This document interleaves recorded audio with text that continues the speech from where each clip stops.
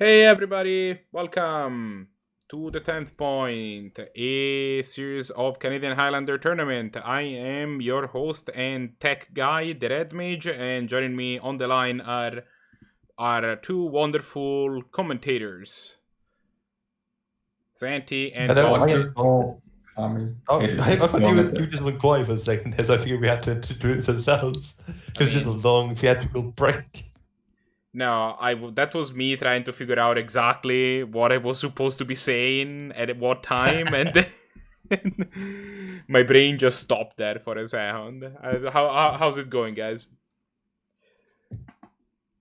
12 a.m. or 12 p.m. over here, and Uh, what 6 a.m. or 6 p.m. over there for yeah, you guys. like dinner literally just got like they just brought the pizza out of the oven, so I'm got it right beside me, so I'll be nodding while we commentate once in a while. It is about Well, to I'm begin. excited to be back after our break. So is that Absolutely, this has been a while in making, and in case you haven't been around before, we actually, after the last season, decided to take a bit of a downtime, both to improve the stream in many ways and ask some questions and learn some things from our players and potential players and how to improve going further on. If you're not familiar with what the 10th point is, it is a Canadian Highlander tournament series where we play pretty much weekly in a 10 week long season, usually with a finals. This season we'll be doing something slightly different. We'll be adding some special qualifiers. We are not completely set on a date, but it will most likely be between 5th to 6th tournament week and the after the 10th tournament week, so just prior to the finals. Those will also be a way to qualify for the finals, which will be also like these weekly and special qualifier tournaments streamed live here on Twitch for the viewers to watch, and then later on, once the everything is done, we will be downloading it to YouTube.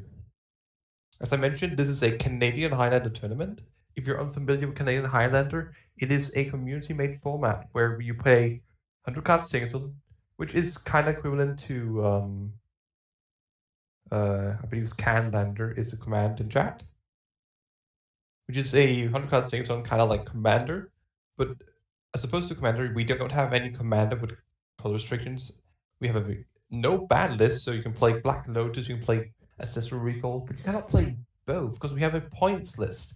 This points list makes the most powerful card Restraint, so you can only play 10 points worth of cards, therefore the title, where so cards like Black Lotus and Ancestral Recall are 7 points.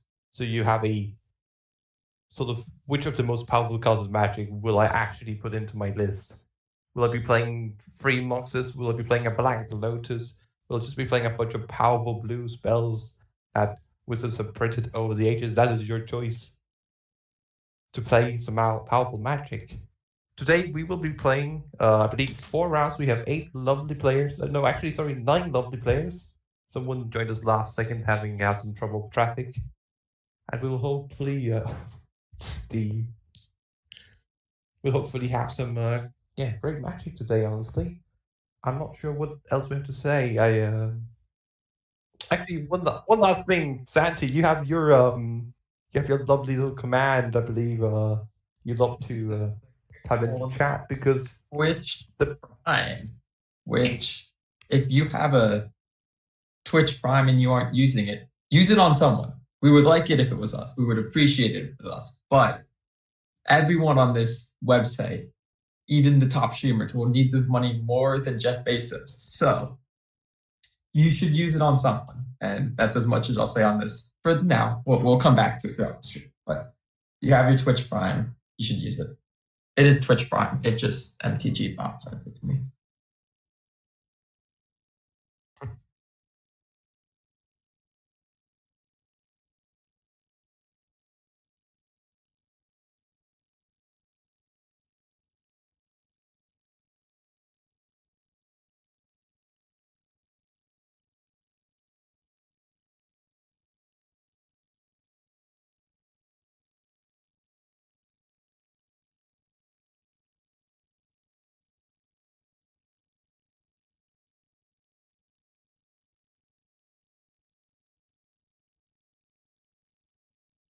Yes, and if you're just generally interested in this format after what you heard and perhaps now watching, we have a Discord channel which will also very much is already linked in the chat right now. And if you're watching on YouTube, will also be down in the comments. So you can find the link to that.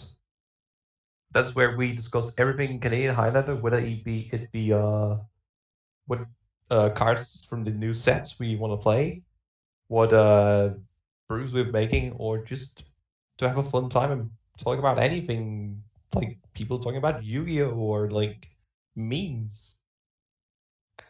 Just Would quickly, like to thank you, thank- Bailite, for the sub. And Blahguy. Blahguy also subbed, I And believe, Blahguy, I for missed that. 11 months. An 11-month streak. Even when we were offline, you were subbing to us. We Daring. appreciate it. Daring, I must say.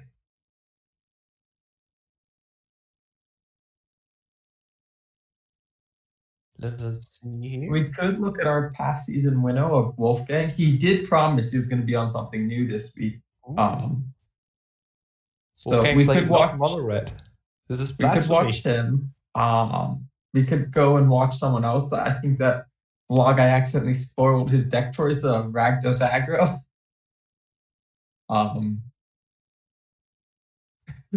I know it was shocking, but I hear if he was going to be on SP Oracle, the deck he definitely plays a lot of.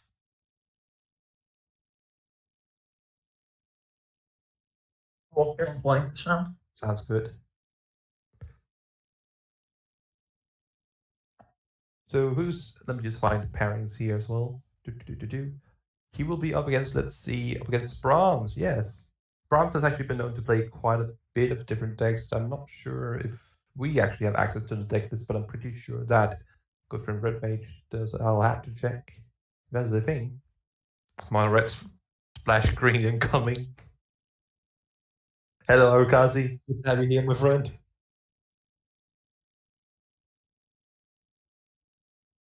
It's a thing. I'm excited. He was running like It's a turn big 2 one. Gargaroth last season, so I don't know what he's on this season, but It is big one again.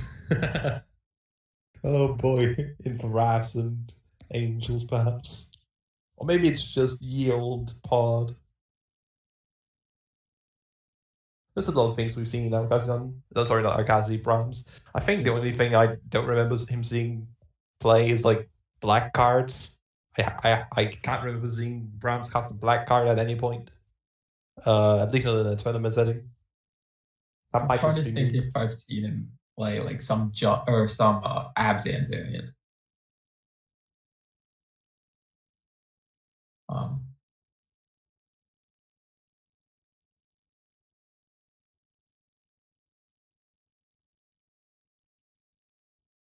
believe one of you said you had a list.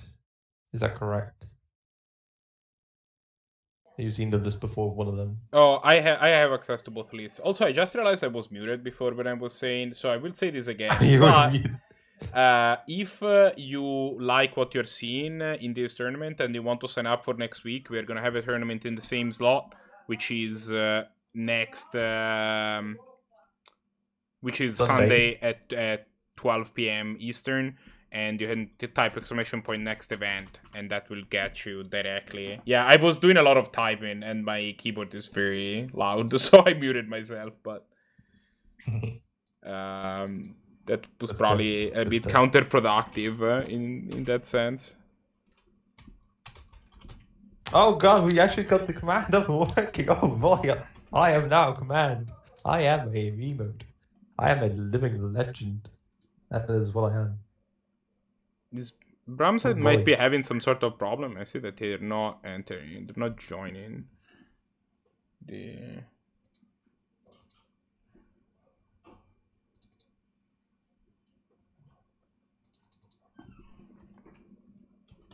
He might be just setting up his going live stuff before he, like his streaming his hand stuff before he joins. That's fair.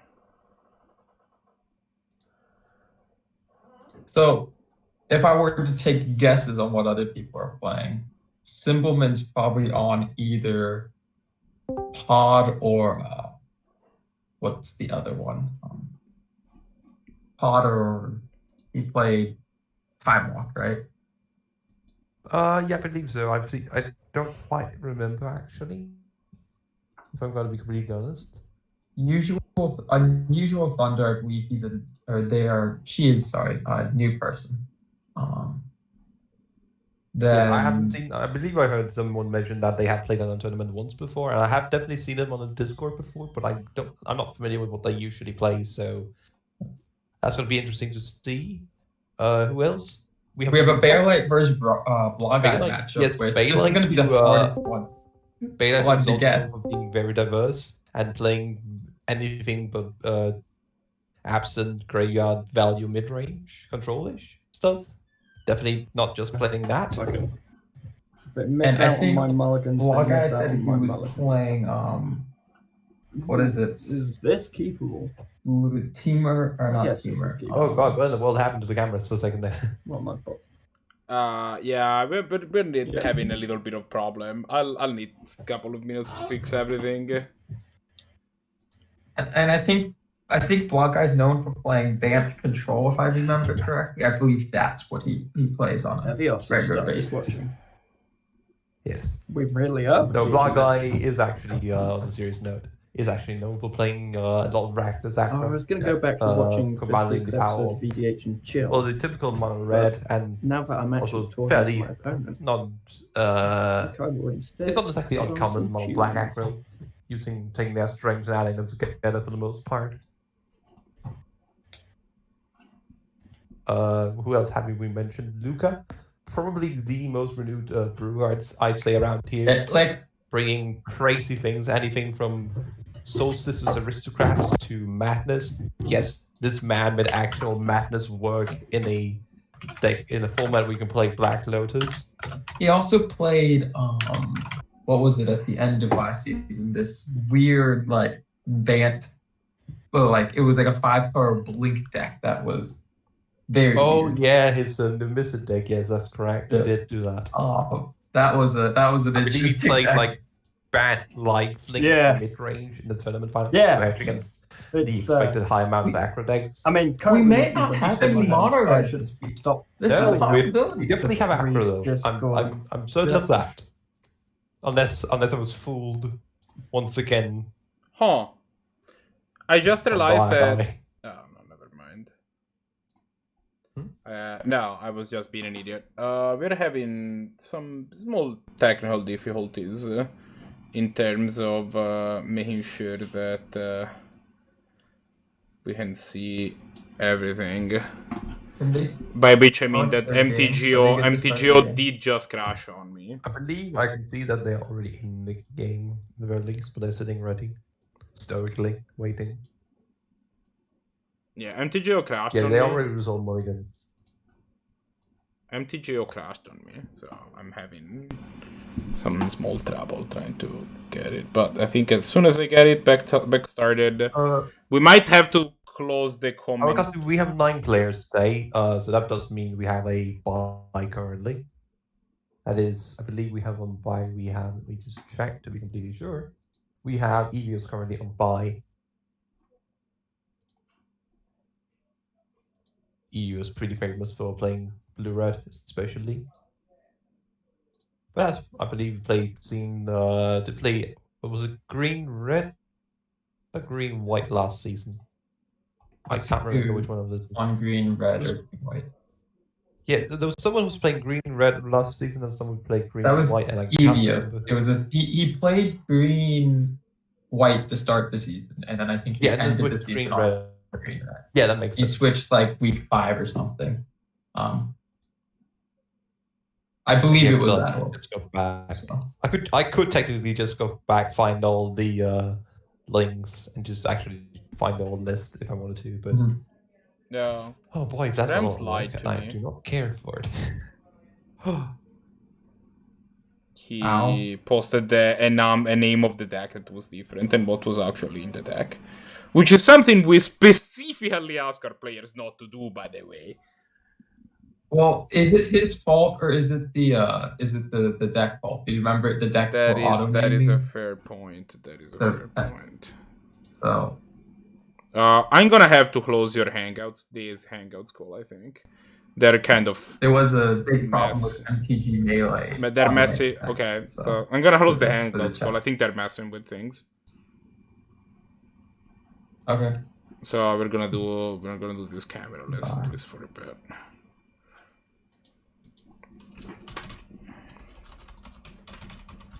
This is indeed not Santi. This is Redmate, for those of you curious. It is a bearded, glorious, curly hair goodness. And this is actually, in fact, Cosmic's true form Ah, of yes, Dark true, Black. true. I'm actually the one you saw before is actually a clone. This is my real body. Oh no! That's why this one actually looks much Oh better. no! I just realized a huge problem.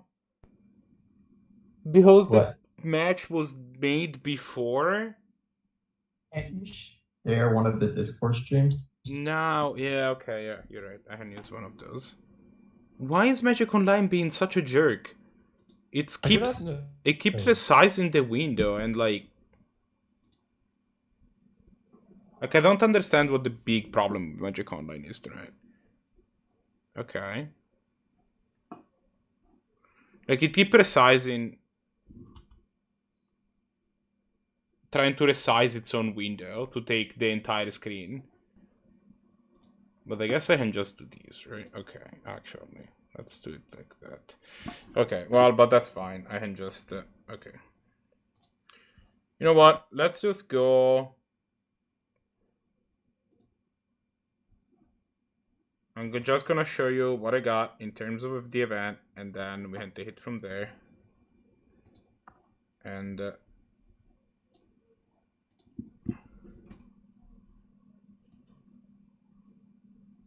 and you can see the screen to some degree from Wolfgang's hand. And it's gonna be tiny. And then after the next game, we're gonna ask them to start a new game. Now, why do I not have the other hand cam? This is supposed to be Brahms's. I do not know. I haven't figured it out. Let me see here. I'm gonna tell them they can start playing since we can see most. They have of started playing. Like yeah. No, go ahead. Yeah. You should tell them they can start playing.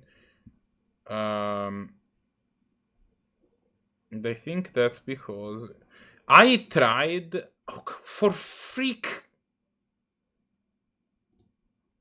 Okay, this is actually a different problem. All of my Chrome windows just stop updating the moment that they're not on top. And I am trying to capture like 5 different Chrome windows. So that is a problem. So it looks...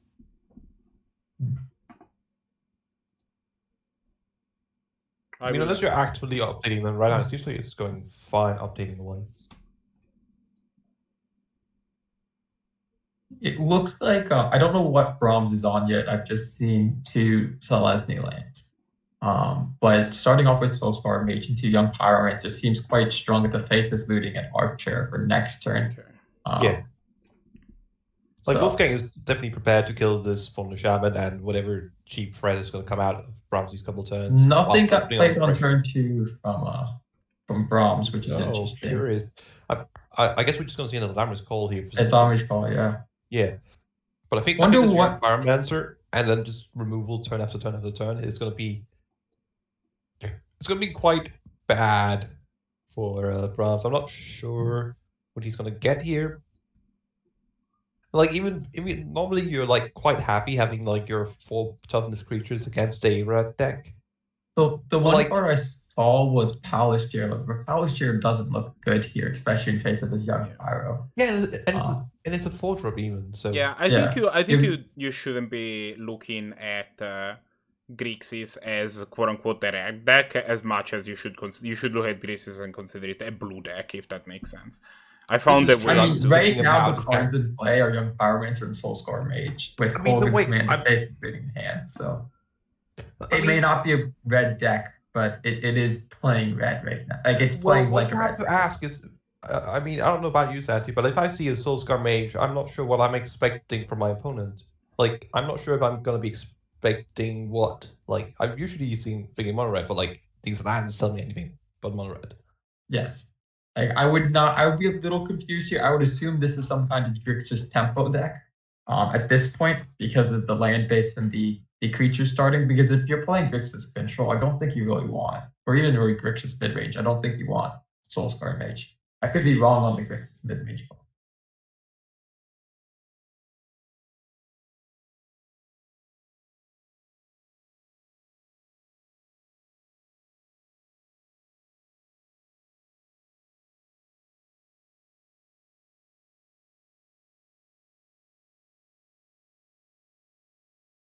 Reflect the mage. Okay, it does look like we're seeing a bat build here of some sort. I think it's interesting getting the Stoneforge here to some degree because like it's a 2-drop and you're playing a 2-drop on turn 3, which is really kind of awkward. Like yeah, you can get Battleskull down on turn 4, which is gonna be really nice against this like rather aggressive start. But yeah, I wouldn't have gone for Stoneforge here. I don't know what else is in the deck. Although this Reflector Mage seems like a great get from the Army's Call, to be fair. I may have thought about getting this Reflector Mage. I mean, did they get the Stoneforge, the Reflector Mage of the? They got the Stoneforge, I believe, and then they drew into the Reflector Mage, and I think the Reflector Mage is actually probably better here to get than the Stoneforge because you have the Battleskull in hand. Yeah. I mean, you probably have more than one equipment, I'd assume, in a Stoneforge Mystic list usually.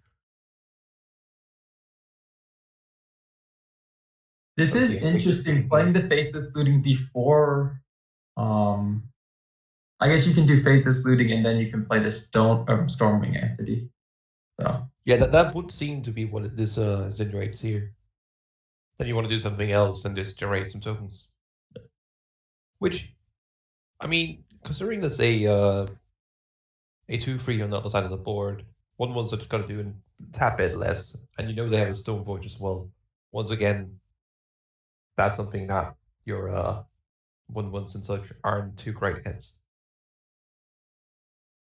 What do you think about this attack here? And blocking, perhaps?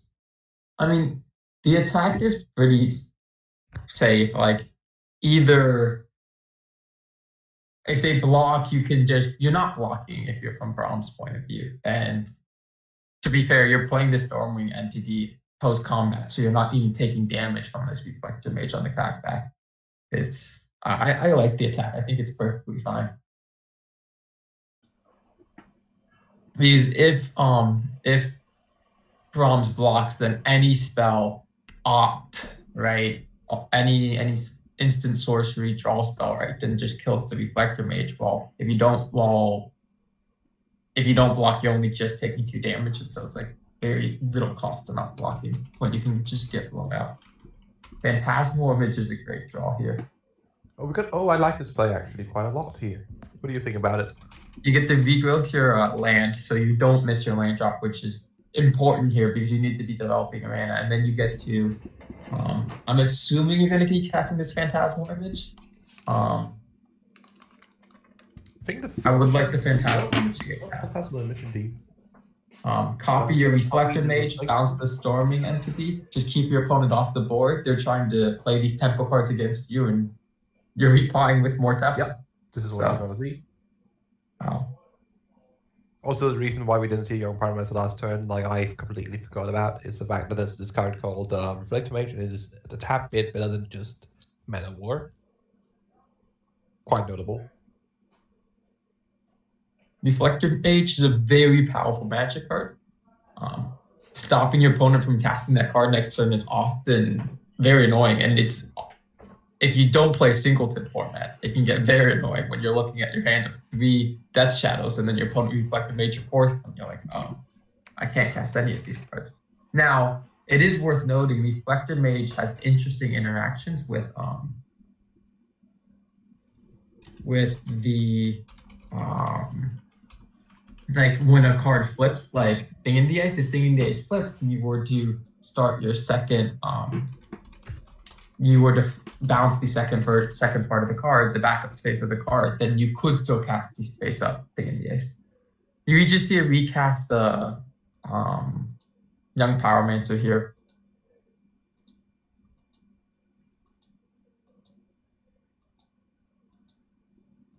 I probably would have been more interested in, or maybe not. You don't. This Colkins command's not doing anything, so it's. So I'm actually a bit curious here about something here. Back when we cast the Faithless Looting, what do you think was the correct land? Because we saw the Shimon Reef getting pitched there, and alongside, I believe, another land, if I'm correct. Yeah, Drown Catacombs, I think it was. I think you want to keep your fetch land because I imagine this deck is playing some form of Tassiger and Gurmag Angler, some form of these Delph threats. So I want to fill up my graveyard. So I do want to keep the fetch land to help that out. I am also a fan of keeping the Creeping Tar Pit because it is going to be a creature. And all you've seen when you've cast this Faithless Looting at this point is one Reflector Mage from your opponent, right? Your opponent hasn't done anything else. And you know they have Stoneforge, and so you're like, your Creeping Tar Pit is going to be a creature that can block, and I don't think that entering tapped is that much of a cost. I do think you already kind of expect to like deal with the equipment, at least the Soul Finance with your Colorgas command here. Yes. That is the most likely scenario. Oh, we're going to see, there's this Deathrite Shaman on the other side of the board, so we're going to see a nice. Well, this Arc Trail doesn't have a good second target, to be perfectly honest. I think what you do is you go into combat first and you maybe attack with this elemental token or something. And then you see how they block, and then you look to see what this Arc Trail does. Maybe like kill, like if they block with like Stoneforge or something, then one the Stoneforge to the. That is true, actually. And notably, Roman corrected me that the image is a great second target for this Archer. So. But I think if I get the chance to like take out either the Stoneforge or the Shaman, I think I prefer actually dealing with that over the 2/3. Well, you can do 2 damage to the Shaman and 1 to the Reflector Mage. That's a fantastic. Yes, exactly. That is a decent substitute. Yeah. But no, I think I personally, and this might just be me, really like the idea of just getting the Stoneforge off the board. Yeah, I think you might still attack to see if they block with Stoneforge. I don't know how much you care about this elemental token. I think it's like an unoptimal play in the fact that if your opponent plays optimally, then it's wrong. But it gives your opponent to make a chance to make a mistake based on information not known. And I don't know how important this singular elemental token is to your game plan right now. One thing of note is the fact that we haven't seen any counterspells from Wolfgang. So I'm questioning if Wolfgang is actually kind of low on like the counterspell amount. That might mean that you just kind of like ignore the Stoneforge, because you can't counter the equipment anyways. If you expect it to just be like a 1 minute discount, that might make a difference. That is true. I don't know how much counter spells Wolfgang is playing. I imagine he's playing, the basics of Force of Will, Force of Negation, all of these very powerful ones. Outside of those, I don't know if he's playing a whole lot. I would imagine he's playing a fair amount. But yeah, without the counter spells, the Stoneforge isn't a huge deal. It does look like actually though that Wolfgang is choosing that the Stoneforge is more important than the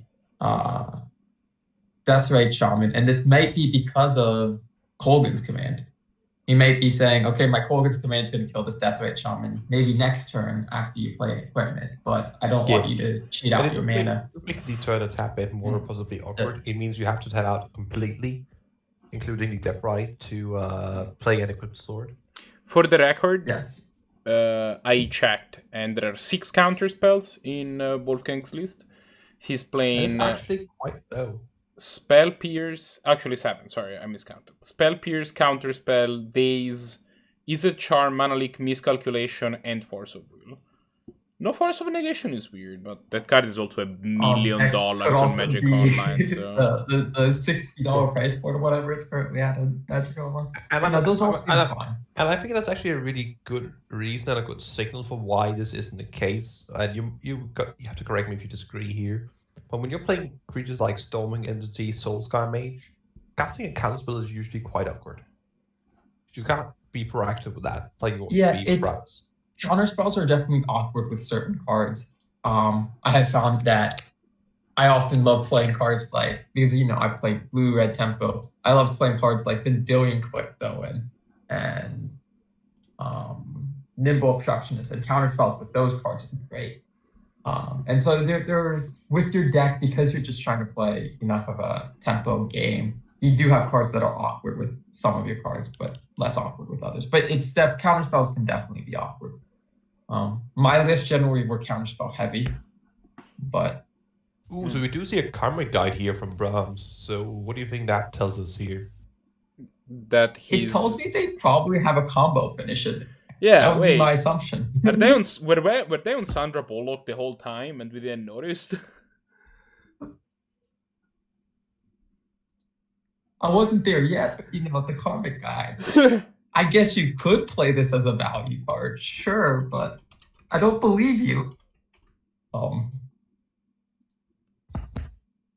Interesting choice though from Brahms to just decide kind of not to play the equipment here and just to get down to Fallen Shaman instead. That it's just like. Now, I will say Yeah, from right. Wolfgang, I probably would have liked to cast the Kolaghan's command last turn to try and just get your mana being used efficiently. I feel like if you hold on to this counterspell every turn, you're just playing 3 mana down for the rest of the game.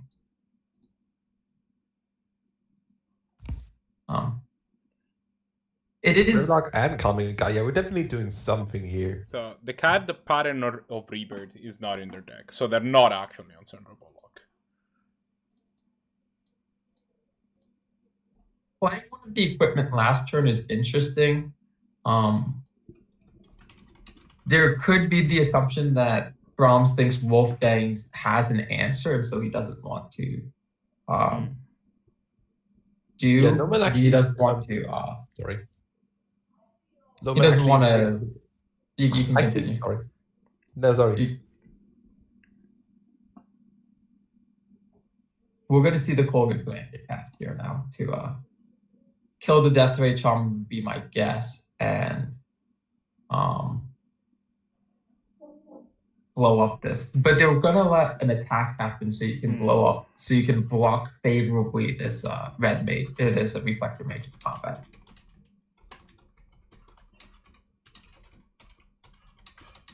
I just kind of like you expect him to make a mistake. What do you think you do with the other mode? Like you deal 2, do you make them discard? Do you just get rid of this creature? Seems like we're getting rid of the Fallen Shaman here.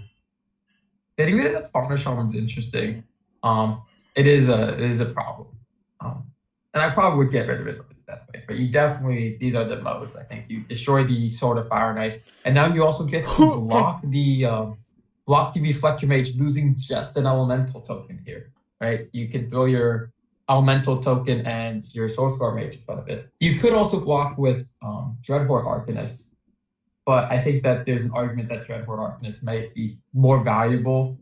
I guess you're tapped out, so unless they're playing Mutagenic, this is probably fairly safe.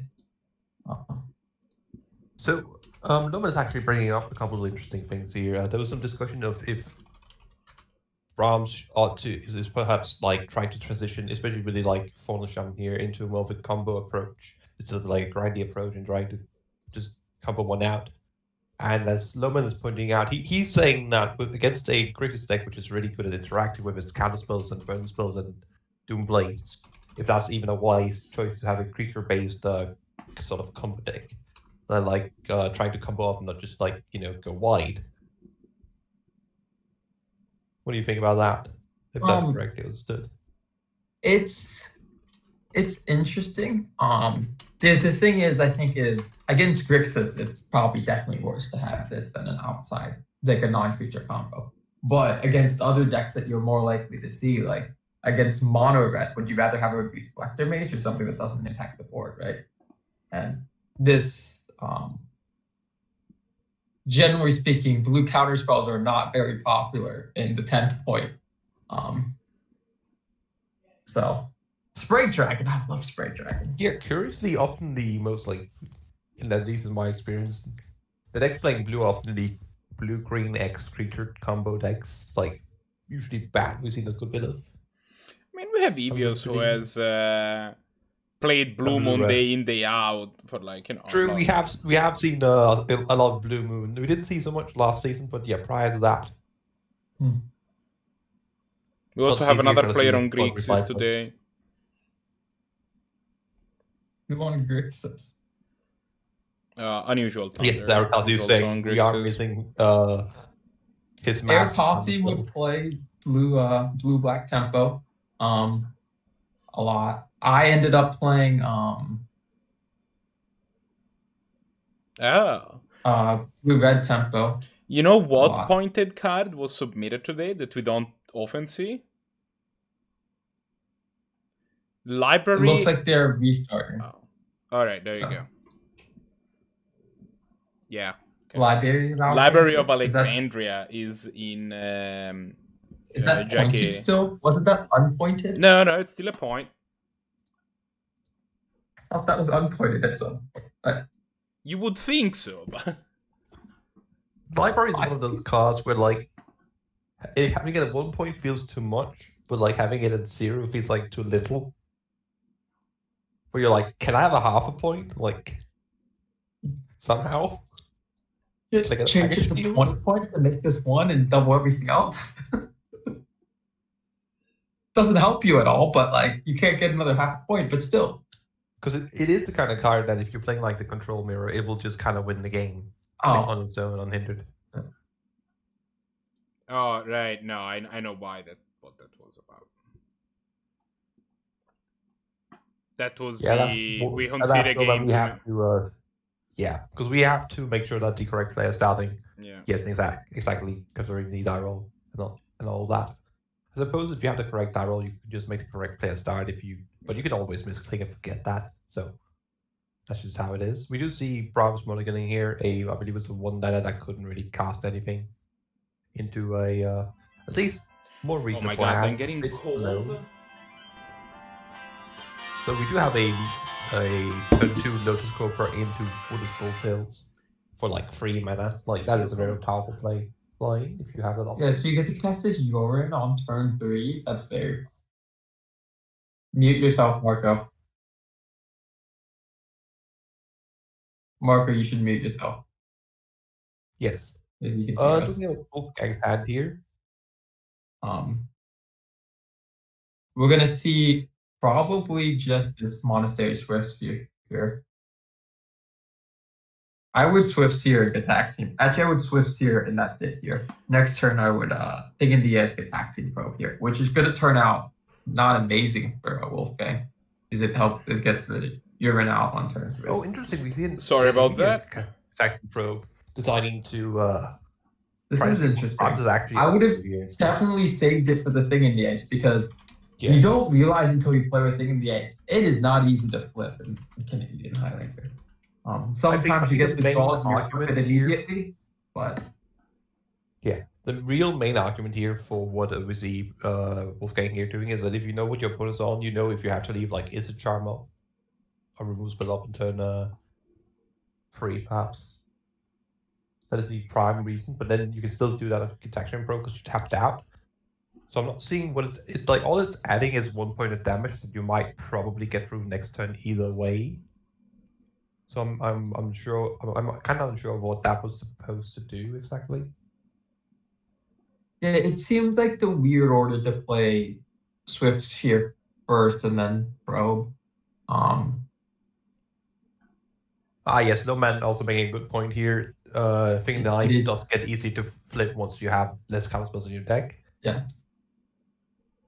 But you do have to. Yeah, but what's the fun in that? Like I'm looking at the hands we've seen from Wolfgang here, and this might just be how the draws have turned out. But I'm slightly worried that he may be running too much removal, which means that if he comes up against a deck that's much less creature reliant, he might just end up being stuck with Eliminates and Arc Trails in hand. That's something you do have to consider when you play. If someone like Einstein shows up with Academy. Yes, exactly. Someone decides that today's the day I'll be bringing a Storm to the tournament. We've seen that like literally with like once or twice. Rakdos most OP color pie. Yes, blue is indeed not busted enough. We have to ignore that one.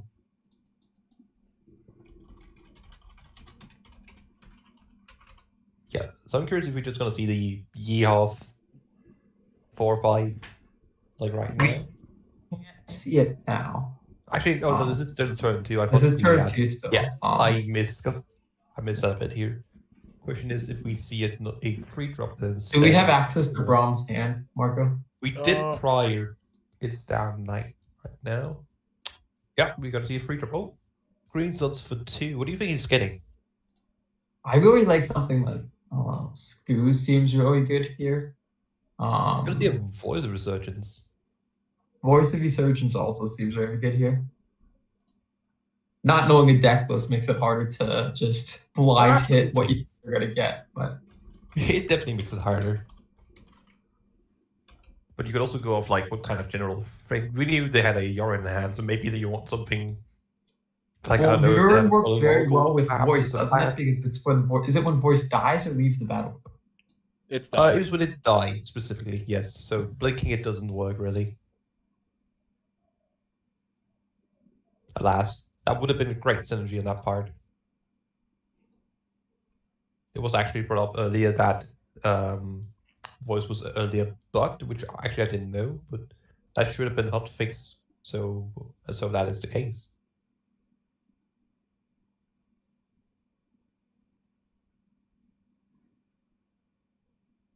Play a land. We see Gets now. us to 5 mana. Now I'm curious to see, do we just see the straight up Yeehaw big Yorion turn here? Oh, Maybe I'm playing Yorin here. I don't. If that's the case, why not swing with your Lotus Cobra and your Voice of Resurgence first? Like, just get in those 3 attacks. So the reason I'm playing Yorin here is because 1, you have no guarantee to have this mana next turn to cast Yorin. And 2, you get a 4/5 on board. Your opponent has to deal with this 4 or 5. Like, sure, you're reflecting the thing in the ace, but like, your clock is significantly less now than having a 4 or 5. Yeah, and it's like the God Eternal Cabinet effect. Yeah. Where it's like, like who cares all the other stuff that happens when you play God Eternal Cabinet? It's huge.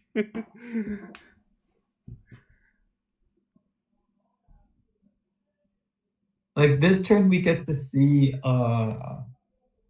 2 things die here. We get to see both Blood Chief's Thirst kill something, and then we see Eliminate kill something. And so my guess would probably be, because this Urine is known information, right? Like, I would kill the Lotus Cobra and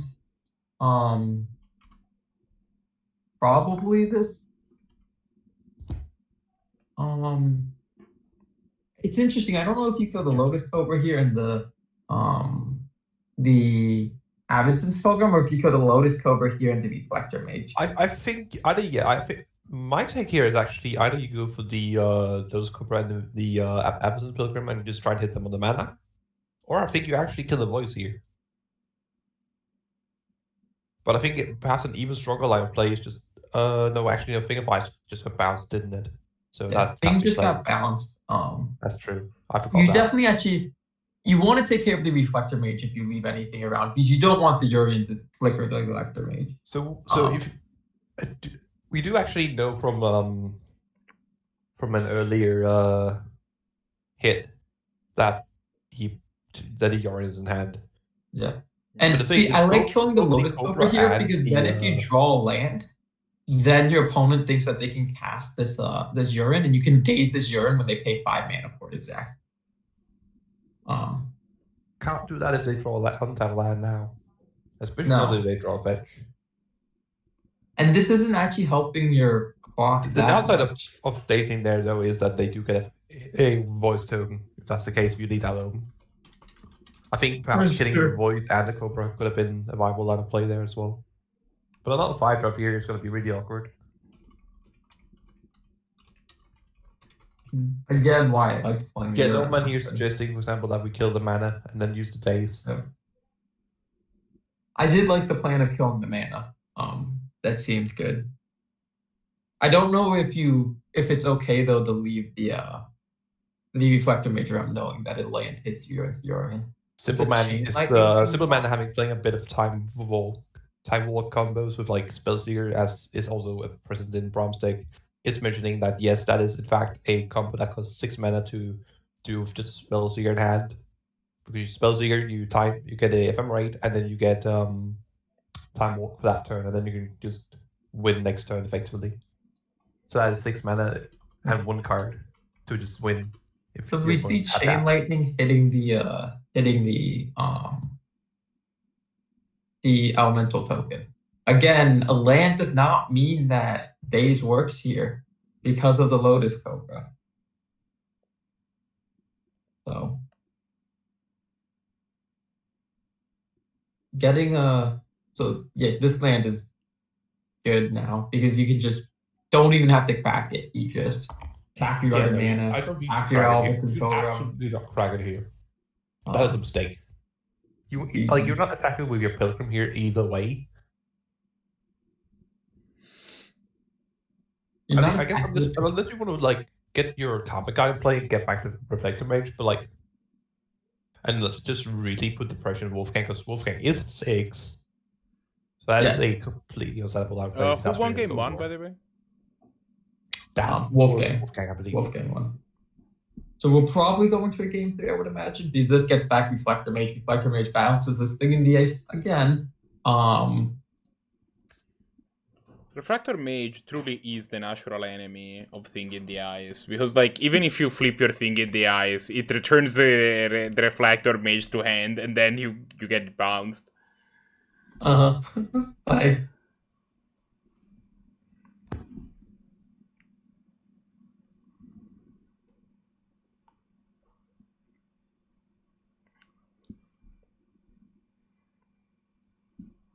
So we see an attack here for 3.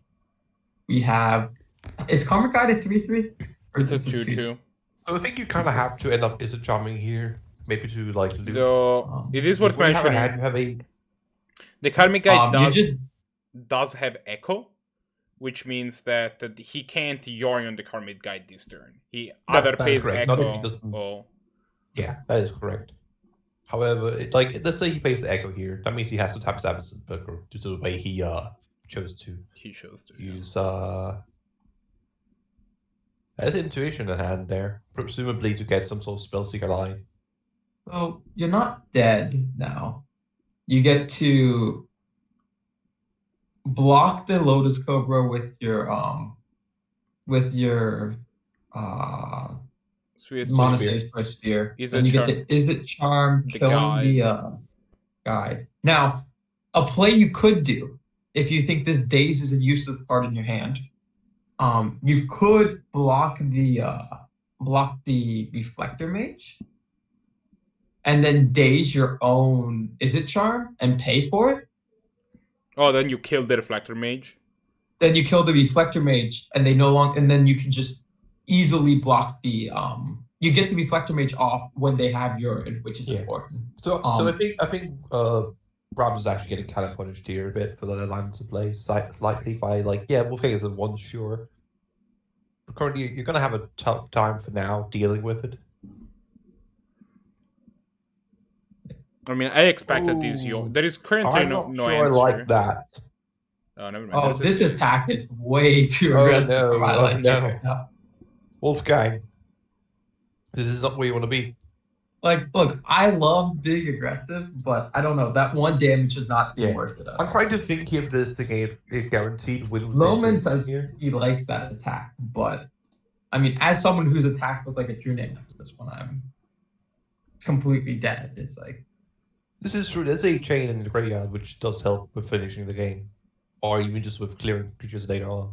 We're gonna see a full come out here, questing beast, can't be blocked. Yeah. That is going to finish the game. That is going to bring us to game 3 here. He's like, oh, I can combo off, try to do something crazy. Oh no, here's a questing beast. Was free removal spells somehow and have to win that way.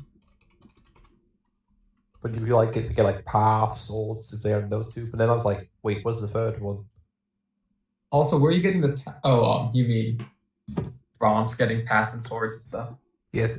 But then you'd need a 3rd 2 CMC and lower. I think your way to win this game was hopefully your urine didn't get cancelled. Yes, that is indeed a 2-mana 2-card combo. Creature plus new form. Quite a combo. Plus the existence of Questing Beast in your deck. Plus, yes, exactly. Once again, a bit awkward mana here from Brahms, as far as we can see here on the top. Wolfgang is going to mulligan. We're going to see another mulligan here with no lands and 7 cards. That is not keepable either. So we're probably going to see some people going I don't down like first. either of these hands from either of these players. I didn't really get to see Wolfgang's first hand. This is better for Brahms, but it's still a bit awkward, but it's better. Kitchen Fix is quite good. Scourge Use is good. I do like the Paradise Druid in this matchup quite a bit. Because you get guaranteed 1 mana off it. I'm not sure if Domin is suggesting you kept the first or the second hand. No, the first hand, obviously. I sure don't know if it was the second hand because that's just. I don't know. I didn't see the first hand, so I can't comment on the first hand. Yeah, that makes most sense. I didn't really get to see it either. This hand does this look is not pretty bad for good, 5 though. I'm unsure. I think you either keep I really don't want to keep the preordain here. Like that's what's gonna help you find whatever you need. I can see removing either getting rid of either a removal spell. I think you get rid of the 2/1 here. This 2/1's not doing anything for the rest of this game. It's a 2/1 block. This 2/1 can double the Fort Bolt or the Flame Slash. Those are both pretty copyable. Like this 2/1 can do a lot. I agree that maybe you throw it away, but the potential there is pretty strong.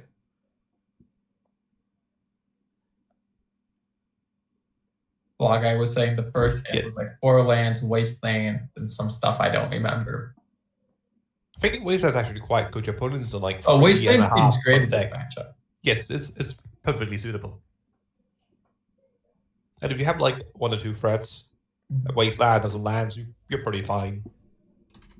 So we end up seeing the Flame Slash go back and not the. Yeah, we have it here from Lowman. 4 lands, with one of them being a Wasteland, a Storm/Giant, so that is, what is it called? Bone Crusher Giant, a removal spell, and a blue cantrip. Oh yeah, that's a snap keep from me at least. Oh yeah. That is that hand seems really good, because that's a 3-land hand with a, the blue spell was a click, and the removal spell was unearth. No, that's fine, you have a removal spell in Storm. Spell was unearth. Yeah. Like stomp, click, like because your Wasteland's not a land in this matchup. It is a spell, basically. It is. Yeah. It's a land drop, but it's all for the purpose of the spell. So it's a 3-land hand, and that hand seems very good. Unless like your mana was so bad that you had like 3 mountains, but I'm assuming that was. I'm really curious to see from Wolfgang here if he's just gonna like turn 3, just straight up, just fork roll, keep the CK. What he's gonna do here. I'm assuming that this Preordained Scribe to the bottom, because I don't imagine you keeping. I mean, you could keep 1 land. Yes, 1 land is kind of important. Yeah. We see a Paradise Druid here, which completely blanks this Seagate Oracle. Oh, that's a Troubling Nemesis. Oh, well. So sometimes you're just good at Magic. And then there's times where True Name enters the battlefield. And as long as you don't choose yourself, you should win the. You should be not win the game. You should be good. Good spot.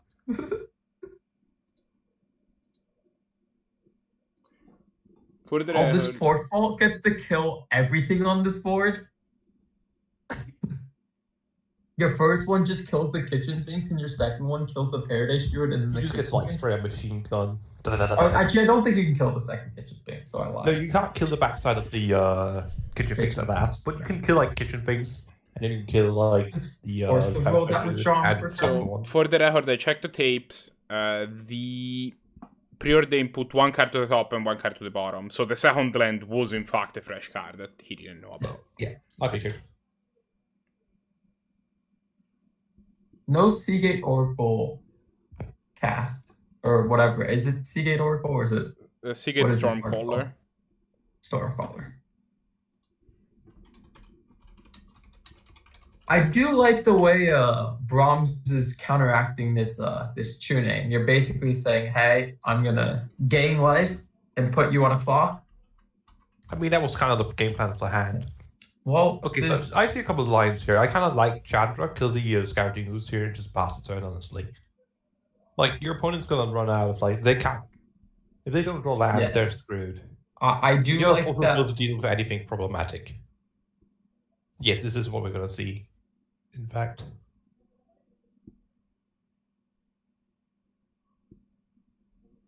So I'm being hyped for the CK Oracle here. I do like that line. Arcasi doesn't.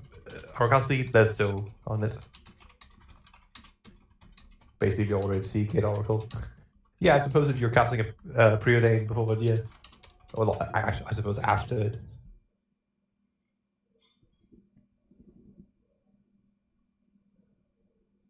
Santi, thank you for the Prime sub. I did this a while ago, but Hello. I refreshed the page and it gave me the notification to send it. So I was like, okay, I'll curious. send it. But More Planeswalkers, that's not bad. we see the Knight of Autumn making it a 4/3, which I don't know. I guess it's fine. It still But you don't- dies to that's- true that's- names. that's- that's- Block. Yeah, but this is where you actually threaten the Chandra.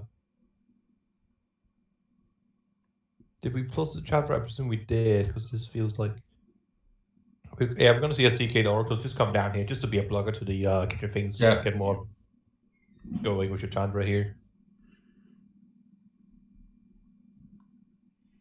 Now, I'm at this point where I have the ground pretty locked up. I kind of like keeping a blue spell in the hand for a while. Just for this force of will. In case your opponent tries to do something utterly gross. Now, we've actually seen quite a lot of, like, 5 CMC cards from Brahms. We've seen the Rakdos, Battle Skull, Rivetlark, Karmic Guide. I might even have forgotten some. You're I'm in. not sure. What is your take on that? That I don't know. It seems expensive Rivetlark. to me. Oh, I haven't mentioned that one. Like, you have a lot of 5-mana cards, and I don't really count Battle Skulls on 5-mana cards. You generally play it with a Don't Forge out, so it's like less than 5 mana. It's 2 mana usually, but it's still. I don't. You're putting a lot of pressure on.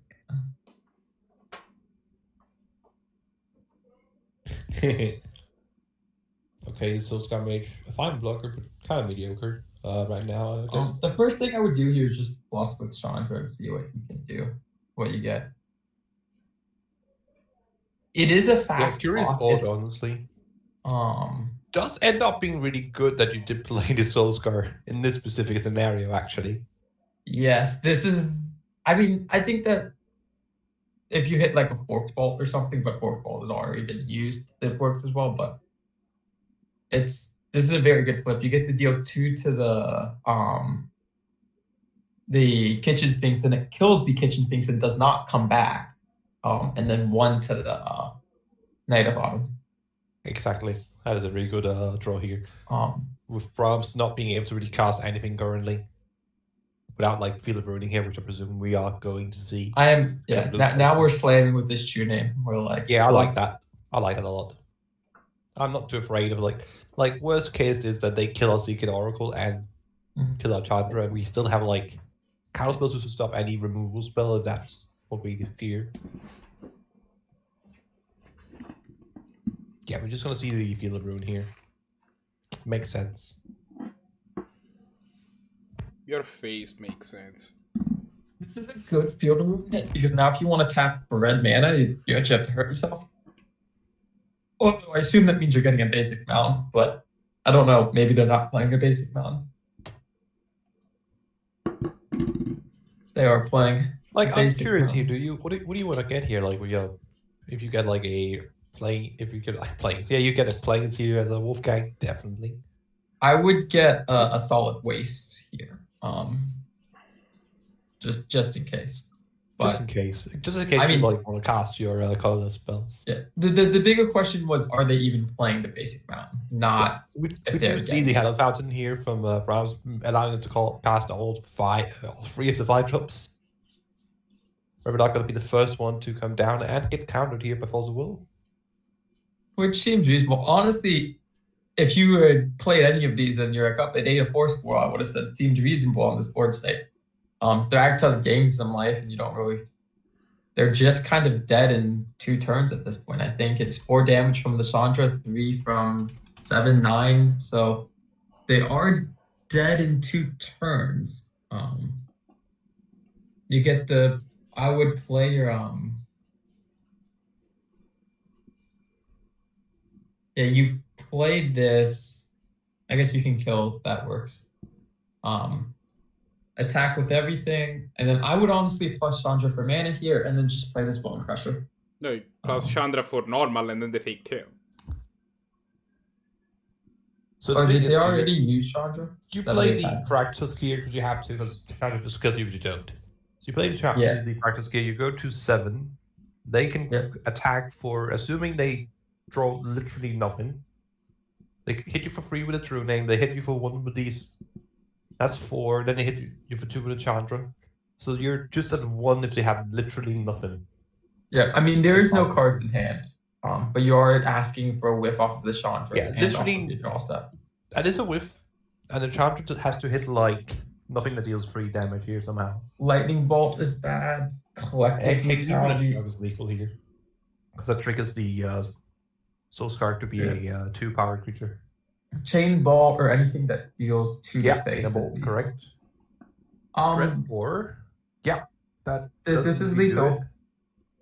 Dreadbore does it. No, the Fractus comes back and makes a 3/3 token. Oh, that is true.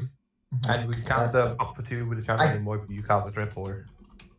That said, does it make sense to even cast a Dreadbore here? I think you just actually deal No, with it. you don't cast it now because now you just deal them 2, you attack with your true name, and now you have both a true name that can attack for lethal and a plus of Chandra that's lethal. Yeah, and then Bone Crusher, that's pretty big. Yeah, put them at 2 again, make it awkward. Once again, the Battle Skull isn't good enough on its own, because you don't have the mana to like instantly equip it and like get a ton of life that way. And you can't get to block because Chandra here is going to kill you before you get that chance.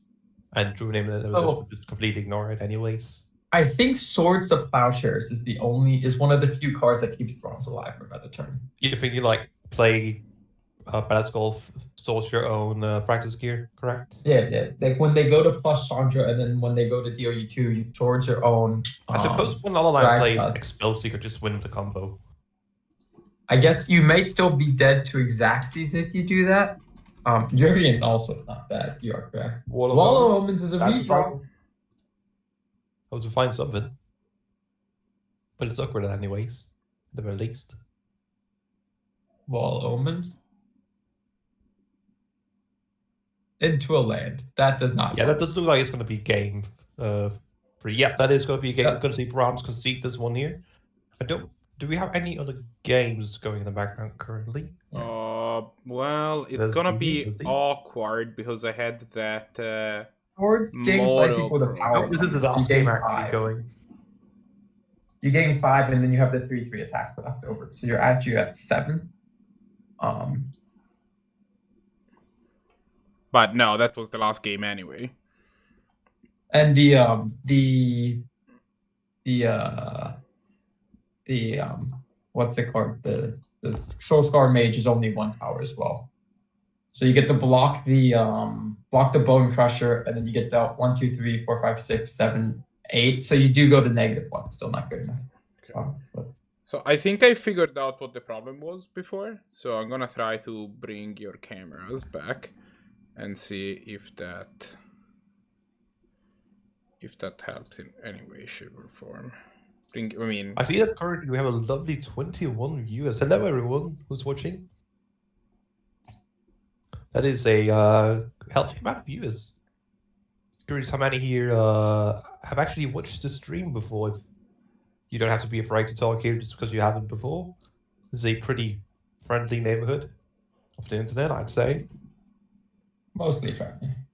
Mostly friendly. We have Sandy here is completely evil. Yeah, I'm known to be an evil man in my times of losing with blue-red tempo to mono-red over and over and over. I am not at fault for this. And over. Immediately goes down to 20. What have I done? If it goes down to 19 now, that'd be scary. 19, 18. Just suddenly see her like, oh no. Twice the anti, twice the evil. That's all I'm seeing here. But yeah, so we're gonna get the second round going in the meantime. Yes, I am. In fact, that is also my clone. Yes, everyone's my clone. You just don't know it. All right. I think I fixed the problem that we were having before with the cameras, so we can have you guys back online between rounds. All right. Marco, mute on Hangouts. Yeah, I was gonna say the same. Right, because I did join this call back. I was muted before. I am no longer muted, but I am now. Let's go. I'm gonna pair round 2 now, because we do not have time to waste.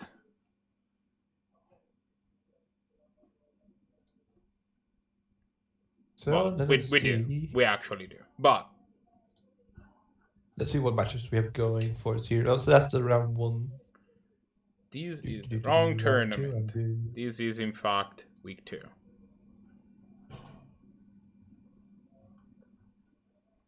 No, this is week 1. No, I know that this is week 1. I went to the week 2 event. I see. The wrong MTG Melee page, correct. Yeah. Oh, we're back at 21. We saved it. We saved it, boys. We're back at 21. Sweet 21, whatever it's called. Never watched that movie. Let's Haven't go. watched most movies, in fact. Right. What do you want? What do you want to watch? Let's see here. Let's just update it now. That it should be have pairings up. Let's see here. Round 2. So we have. I think it's. I could really go for a Luca game, but that's up against Evius, who does have some problems on there. And yeah, no, Evius does not have a camera. I kind of want to watch Blahguy versus UnusualThunder. I'm thinking Blahguy and Thunder here. Okay. See some Aggro versus. I'm actually still not sure what we have Thunder on. We'll have to check that out once we get the game going here in the movie. Pixels class. I'm not sure what you're rambling about here, little man, but there's probably some reference that I don't get. Probably because I missed what random nonsense I was saying. Well, Pixar Cars is it's a movie. I'm familiar with the movie. I watched the first one. I think you did watch Planes? Come on. They made a Planes movie? Oh yeah. Boy. Wait, why am I surprised? I mean, that I don't know. I shouldn't be surprised about this. Either way, I'd say medium to small child. I think I've been like 13 or something. Just rough. Like I saw it in cinemas when it came out, and I'm currently 23. So you do the math on that one.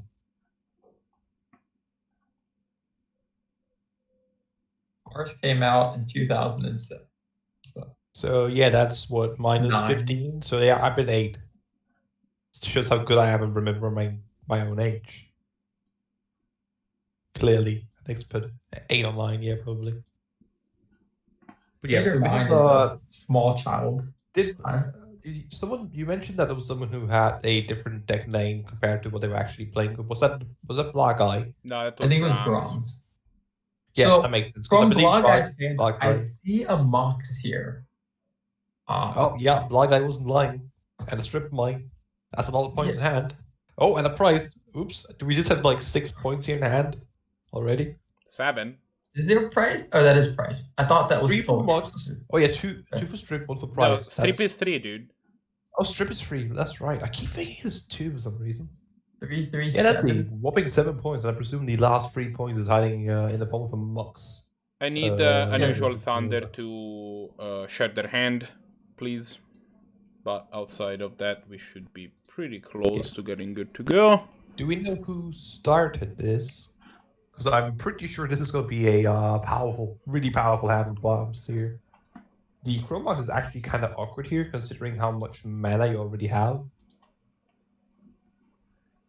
Like you already have the fast mana and the Mox Ruby. Really, if this is a mulligan to 6, I think I'd get rid of the Chrome Mox immediately. Both because that's even worse.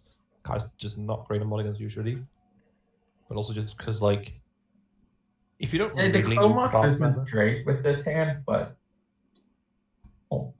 It seems that if I'm not wrong here, and if there's nothing I'm missing, that UnusualThunder might be on your deck of choice. Usually, No, He's Vladimir a- plays he's a- Blue-Red she's on Grixis. She's on Oh, Grixis. Grixis. Oh, we have 2 Grixis players here today. Okay, Grixis makes the Ash Barons and the Fable Passage much better.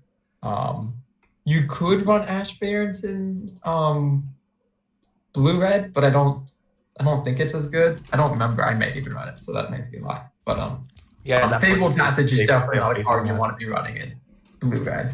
But No, and I don't even think you want to be playing it if you're playing Tempo or Wall. yeah, Because I just play a basic personally. Because the fact that it's only on tap as soon as you have your 4th plus yeah, land. it's so hard to get It's all the way kind up of awkward when you want to go turn 1, play a 1 mana card, turn 2, play a 2 mana card, etc. etc. But the Sprite Dragon deck is an interesting choice. I Oh, would have yeah, actually no, I- thought about putting this. Oh, this is Oh, more it's than more than 5. 5. Never mind. I still think I would have kept the Sprite Dragon. Yeah, Sprite Dragon is early damage, especially if you don't know what you're playing against. Yeah, it's also easier to enable than Fingernices with like, especially if you're like the situation. I would probably, and I'm not an expert in this area as much as you are, I would have considered putting back like a mental node and like a land probably. I would Slide put back a defense. land and probably this thing in the ice. Yeah, no, yeah, the thing Which isn't gonna flip because you mold the 5. I would have kept the Sprite Dragon, you Ash Barons turn 1, find your basic mountain, play the basic mountain, play your Sprite Dragon. Hope it doesn't die and then just start making it big. With the mold of 5, this matchup, I mean, she's playing Grixis, so it's a little different, but I don't think this matchup is gonna be going amazingly. Well, we're going to see getting a basic island here. And then we're going to see... I would not even... I guess you could cast this card. Yeah. It's fine. I'm curious. Oh, I'm gonna see an instant. I don't like that. Oh, actually, no. Never mind. Figure of Destiny. Never mind. I retract my statement. I forget that there's a Figure of Destiny that can be made. Yeah. Just looking at this board state, one person has no permanence, the other's attacking with a 4/4 Figure of Destiny on turn 2. I don't Absolutely. like UnusualThunder's chances in this match. No, this is In this really bad. in this I will say the Figure the Ice is a really good way to get back on tempo. Did you call it a You can figure only of cast next dentistry? turn. Can I have that card Would now? I? Figure of Dentistry, just Yeah. teeth for loading in the chat. Can somebody call Loring, please? We do see the Legion come down.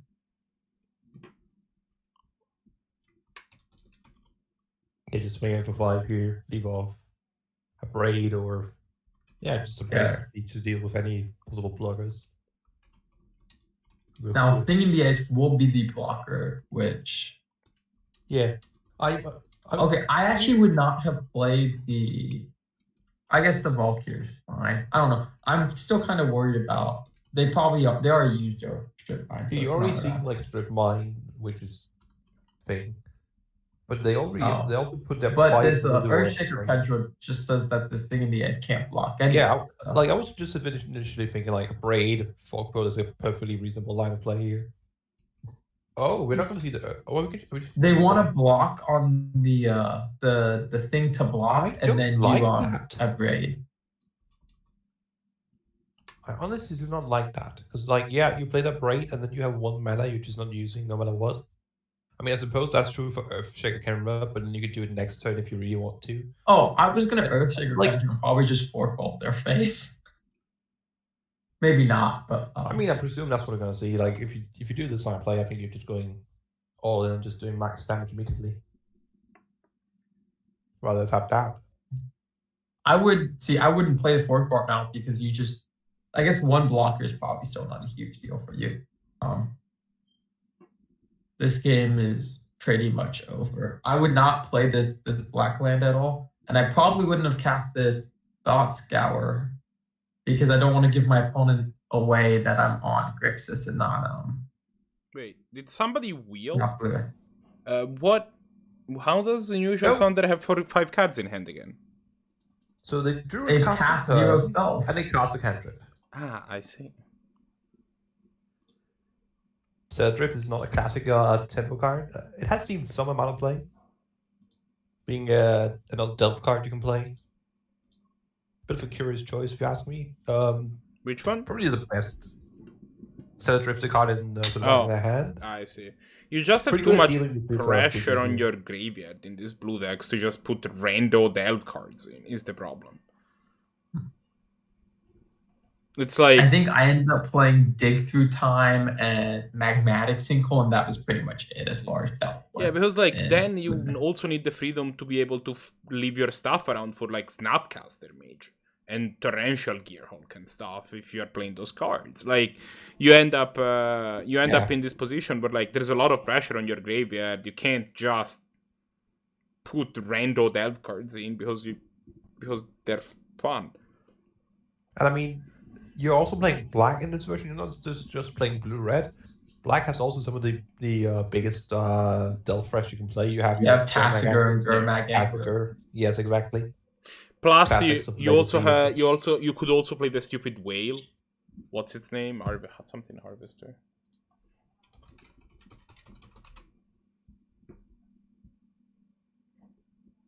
Soul Flare? I don't think you're talking about Soul Flare, but I don't know about Whale. No, there's like Del.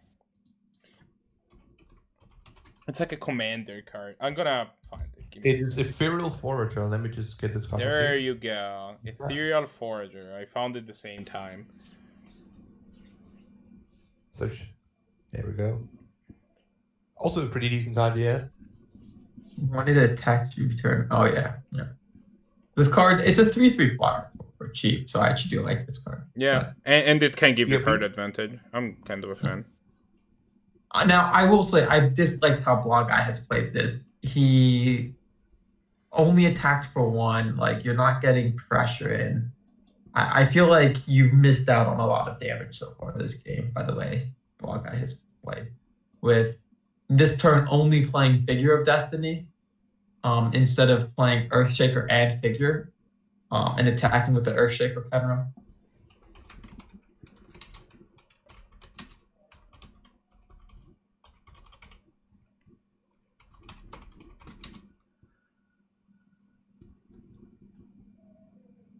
Oh, that is not good enough.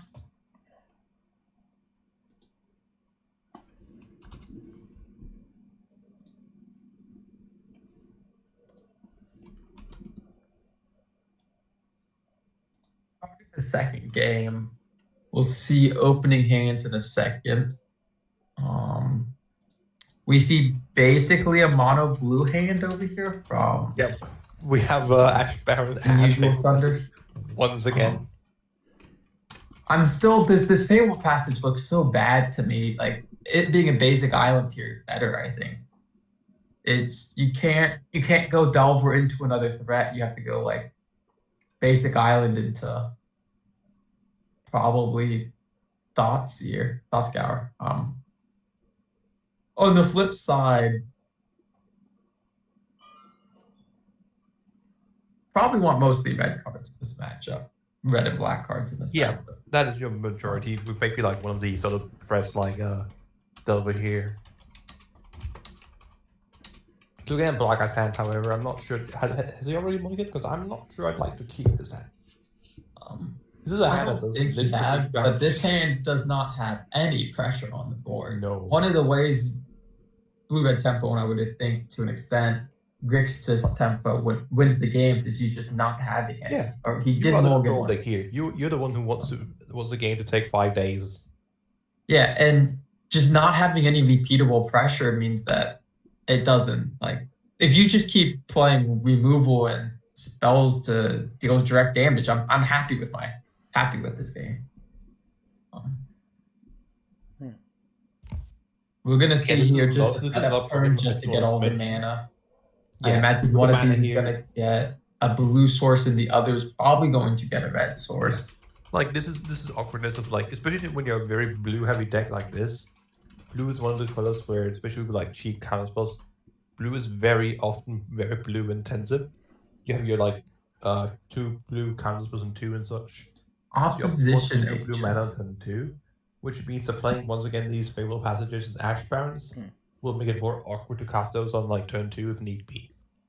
See, this is where I think that getting the Sprite Dragon down is very important. I would have gotten Sprite Dragon down here.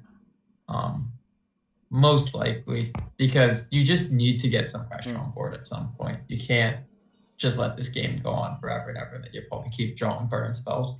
So we see a very curious card here in Blahguy's hand that I haven't actually seen played in this format before on the stream.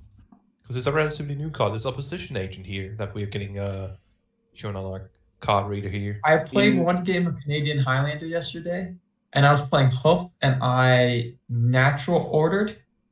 No, I didn't natural order. I Fauna Shaman with a natural order in hand, and my opponent cast an Opposition Agent, and then I conceded on the spot. I will say here, do you think it's the card that belongs in the Black Eyes deck here? Or do you think is it that powerful card? Or is it too slow? It is a very powerful card. I think most black decks. I think this is a card where you have to tell black decks you don't want to run it, and the default is black decks want to run it. In our defense, we could not potentially have seen Opposition Agent on the tournament stage because it came out since the last time we ran the tournament. Yes. We are going to just see a Zergo here. And this is one of the reasons why I didn't like not playing the Sprite Dragon is you just did nothing on your turn 3. Yeah. You spent 0 mana. You didn't do anything. And like if they have an answer for it, that's something that to use a lot of that mana on at the very least. Yeah, you use your mana though. Now you're going to use your mana this turn. Here, or like Thought Scout last turn, I think. Yeah. Like, because Thought Scouring last turn is awkward now because you want to Thought Scout when you have the Sprite Dragon to make it bigger, but you also need to use your mana. I think you were forced into Thought Scouring if you didn't cast Sprite Dragon. And so it's just, this turn you're going to Ponder. So we're going to see a Ponder. We're going to see if Ponder hits something good, but just leaving up these counter spells is very awkward. You kind of just need to use your times, and if they remove it, then at least you used your mana, and you're not going to waste your mana on a future turn and basically waste 2 of your turns instead of 1.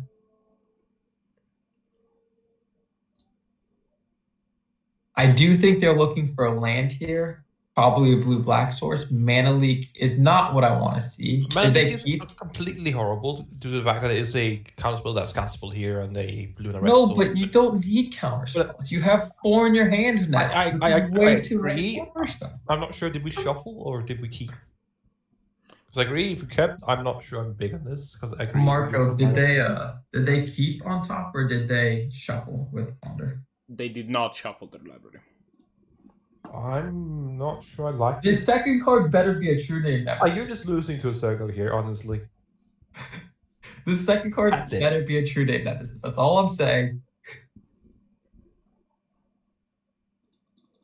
Oh, they kept specifically for the Yeah, the other 2 cards went to the graveyard with this Thought Scour. They kept just for the Mana Leak. That was not. I do not think that was good. What did they mill?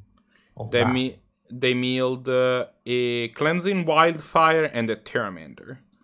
Cleansing? Why is Cleansing Wildfire good? No?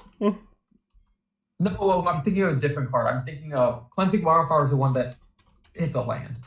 Yeah, it's the one where... I'm thinking of there was one that's red and an X, and then it deals X damage to creatures of 1 color. You choose a color. I think What are you so afraid of the uniqueness of Cleansing Wildfire for? I was thinking Cleansing Wildfire was a different. I thought it was absolutely. I think it was some sort of like 3 mana burn spell, but I was like, no, that's not it. But I couldn't remember what it was until you were like. I don't know why you're playing Cleansing Wildfire in your deck, to be fair. We just see an Opposition Agent get passed, which this should either be removed as well. Because regardless of the fact that it is a spell that means you can never search your library again, it is a 3/2, and you are just dying to 3/2s without removal in hand. Your only removal is counterspell. Yeah, just random doors is all that's needed. And like, look at like,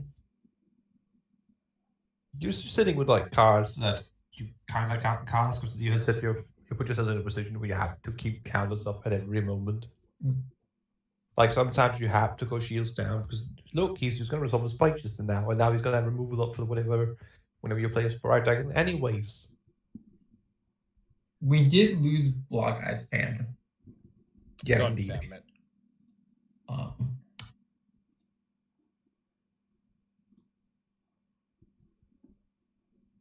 So now we get to see this this Break Dragon stay out. Yeah. Hopefully grow to a size where like it's going to be able to. It is awkward that you can't just cast a cantrip in response to this Aggro hazard. I do think it's actually correct still to cast a Braid here from Blahguy's point of view because a cantrip just means that the Spike hazard did nothing. You get to counter Twirl it, Yeah, or counters it, puts a counter on your dude. Revenge. Angrath's Rampage will make you sacrifice it. Yeah. I'm curious between the choice there between Rampage and Braid specifically. But one's an instant, the other's a sorcery, so you can only do one on it. That's a pretty good reason for the choice. It's Opposition Agent, Ball Light, Lightning Skullmental, and 98 other. If you want to make the I don't think that's too long. I think Physical Push is a great draw here. What you be having here? Instead of trying Fatal Push gets rid of this. Now this is interesting. They actually chose to use the Fork Bolt over the Angrath Rampage, which they're probably worried about True Name Nemesis, but I think that the instant speed or the direct damage is more important than the 1 out of True Name Nemesis that the Angrath Rampage is for.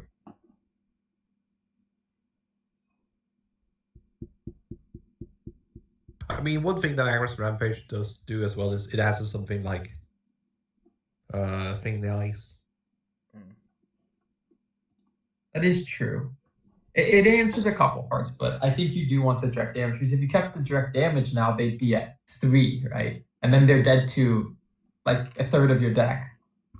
Little overestimating it. But what I'm leaving myself asking here is like, what is if you're an unusual from the scene, what are you hoping? What kind of like card are you looking for here to like help you come back in this game here? Because currently you're like going lower and lower to this. This is a great card for UnusualThunder from her point of view. Anything that removes a creature when it enters this. Okay, this. If there's 11 cards in graveyard, so this Treasure Cruise is not shabby at all. I really want a removal spell for this Zergo at the first point. I would also love something. You drew 3 lands and a Spell Pierce. Well, this was not good. I'm afraid that we're gonna see a shock, which we don't see. I was afraid we were gonna see a shock at play of Cast this turn. I think don't you draw an on-tap land next turn? Are you playing the Water Grave untapped? So did you may play Test perhaps? I mean, you already have an Underground Sea, so you have the Black Source. I think you have to counter this actually. Or what? What is your point of view on this? Light Up the Stage, you need to counter. I think I agree with that. Agreed. You do need to counter this card. It's just like divination. It's just drawing 2 for them, and that's too much. That is actually quite a lovely draw right there. Now you can play. You get to play Cast now. Oh, I guess yeah. I would have liked to play the Watery Grave last turn, so you could cast in Fatal Push. True. Do you have a red removal spell in your graveyard? You don't. Like you. I think that you should have been. You should have. I guess you're holding up Counterspell now. This Angrath's Rampage is gonna get countered, but we also lost Blahguy's hand again.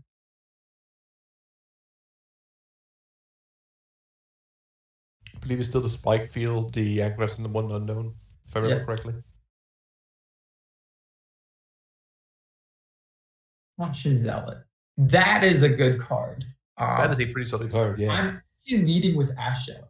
Or no, I'm leading with That said, you still don't have to win here. So actually, Ash Zealot does end up being bad here specifically because of the spell. No, I lead with Ash Zealot because this gets countered and then you get to kill their cast. Actually, this is interesting. I'm not even sure I will counter this Ash Zealot. I mean, if I'm playing from Unusual Thunder's point of view, this Owl Shell, it means that my cast is just a, and I can't let that stay. Oh, then There's it's very true. few Yeah, cards no, who I forget that. actually Yeah, kill my cast. true. This is one of them. Completely It true. turns out that punishes Yeah, you. because then you go but- down. Then you, yeah, because if you block, then yeah, no, but then they can't attack with the Ash Seller. Then you're able to block. You don't want to keep that alive, otherwise it Yeah, but like you really still does can't cast your Fatal Push, right? You cast a Fatal Push from your graveyard. Well, then. the thing is, that let's say that's the case, right? If they then they have 2 creatures in play, they can attack with the both, but then you block the Ash Seller killing that off, and then you take 2. If they don't attack with the Ash Seller, well, then they can't attack with the Zerga either because that just dies. No, but I Unless just they don't have, think like, you attack double with any removal. creature that turn. You just play this Ash Seller and you're like, look, if you don't counter it, if you have to kill the Ash Zealot first and take 2, and then you're dead to a lot of cards. Yeah, it might just be me who I think I'm just highly valuing the fact that Kez is the way we get back into this game. I think we can't risk letting it die, personally. What cards kill her? Fatal That is- Push doesn't work. I mean, once you've blocked just about anything, but I guess most of those things would go face and kill you. Including this well, color. it was a very close second game. Second game turned out to be a lot closer than I expected. Absolutely, like the first Oh. game really didn't have much happen. A mold to 5 was not helpful to the whole to the end result. Do we have another game going on? Other match, or are we all done? I think Wolfgang I'm checking. aren't playing. Let me just check. They have. Oh yeah, some both the sort of- Wolfgang and Bailite are playing. So do you want to see more of? Do you want to see Bailite, or do you want to see? I don't know who Wolfgang is. So we have Bailite, Brahms, and we have Wolfgang, and let me just check Simple Man. Yeah, so both have already played. So would you like to see Bailite or Simpleman? You know what? It's been a while since we had Bailite and camera thing. Let's watch some Bant versus Abzan. Yeah. And I don't really think Brahms got his chance to really go off nearly as much as we maybe hoped for. So maybe that's a chance we get to see that this game. So yeah, for reference, we probably won't be having cameras on for this game. I wouldn't be And so there's a sure bit of a about hazard that. set up.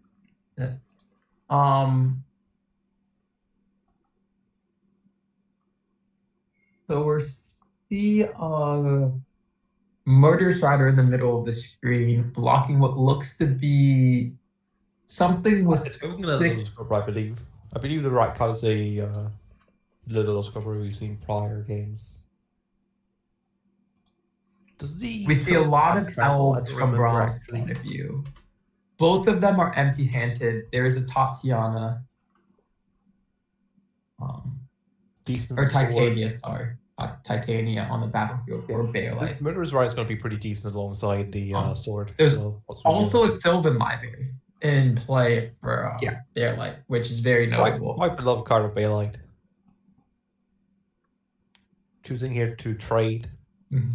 presumably coming to the conclusion that their boards they can just grind out, like they have a library and later data and they sort of Fire Knights, all cost the grind as opposed to like couple Manadors, a kitchen thing's a free piece, and what I still think is like probably a Lotus Cobra. And Do we know what like, the this map Murderous score Rough is is gonna yet? make you dying a lot less likely alongside a sword.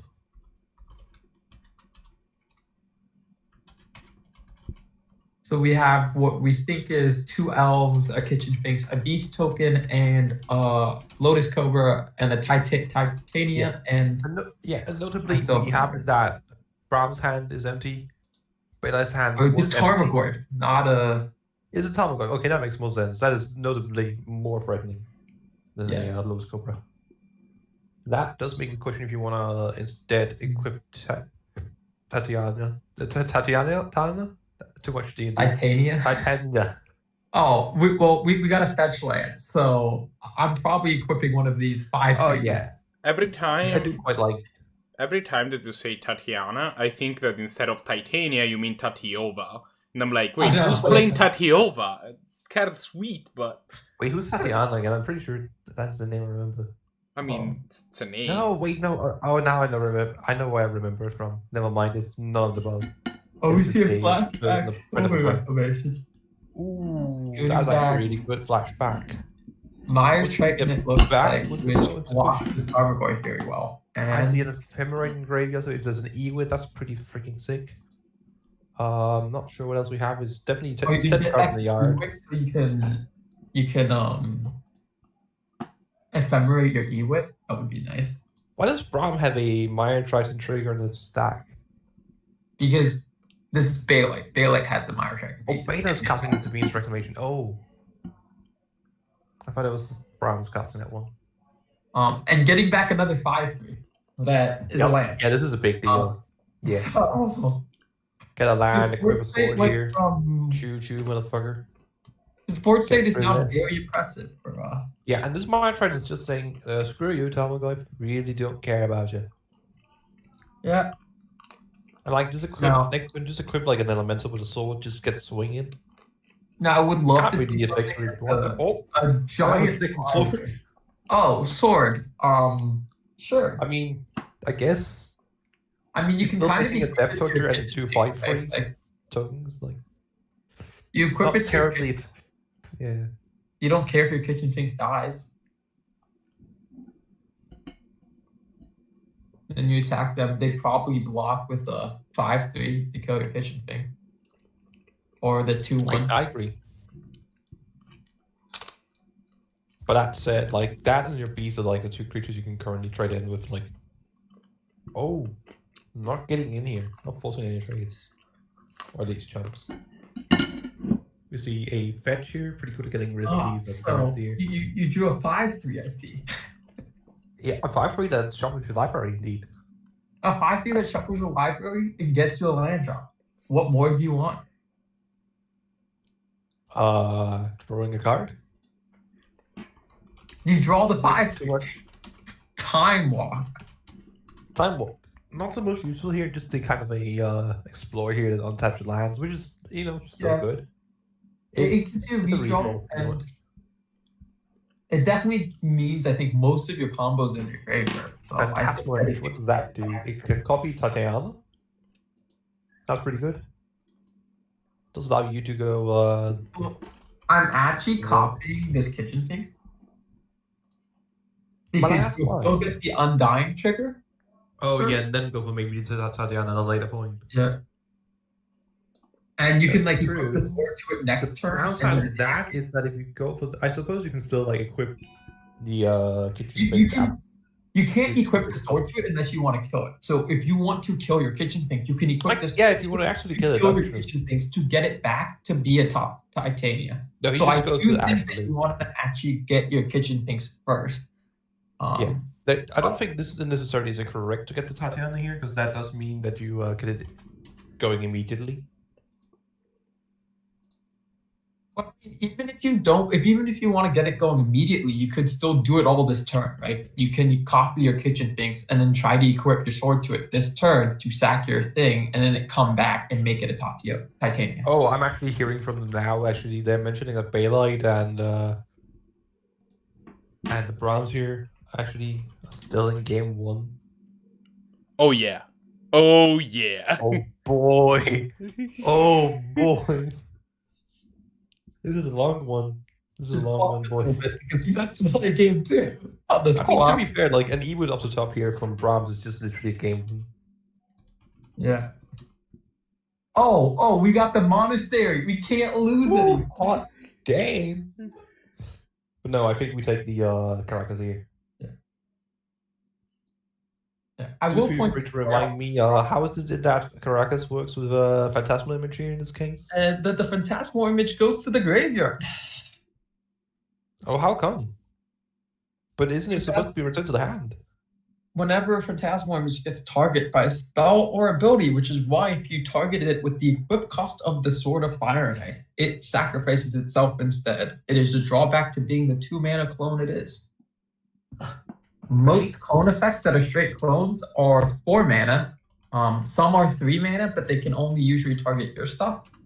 And it turns out that Phantasmal Image, which is a 2-mana clone and a very good card, does have the drawback of sacrificing whenever it tries to be targeted. Yeah, and in the end, a lot of the cards that you find will end up targeting it are either your own cards, which if you're not playing too many that do that, it's not really a big downside, or it's your opponent's probable removal spells, because we don't see a lot of giant grows in this format. Though my favorite is when you Phantasmal Image your own Wormcall engine, and then your opponent tries to plow it, and you still get your worms.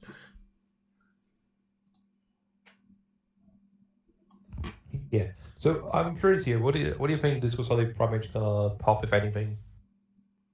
Oh, this Sylvan Library needs to go. Like, sure, Sword and Fire and Ice isn't doing anything because it can't attack, and this Sylvan Library is drawing Bailite, the best card from his deck, every turn. The best card. Is at least helping him take one card for every turn. Now we know he's not going to come a land. Monastery, which I mean is the best card in his deck. Don't get us wrong. This is the best card in his deck. But next turn he is drawing a basic land. Oh yes, lovely. We're seeing some great plays here from Bailite. Gotta get the Titan here back with the Rakdos here. Another I can see that. Bring back some lands this way. I am curious to see though. Do we have any fetch lands that don't deal damage like a Fatal Passage in here? Ooh, no, we have something even better. Control land. Oh God. Oh, this is disgusting. This is not great. I mean, oh God.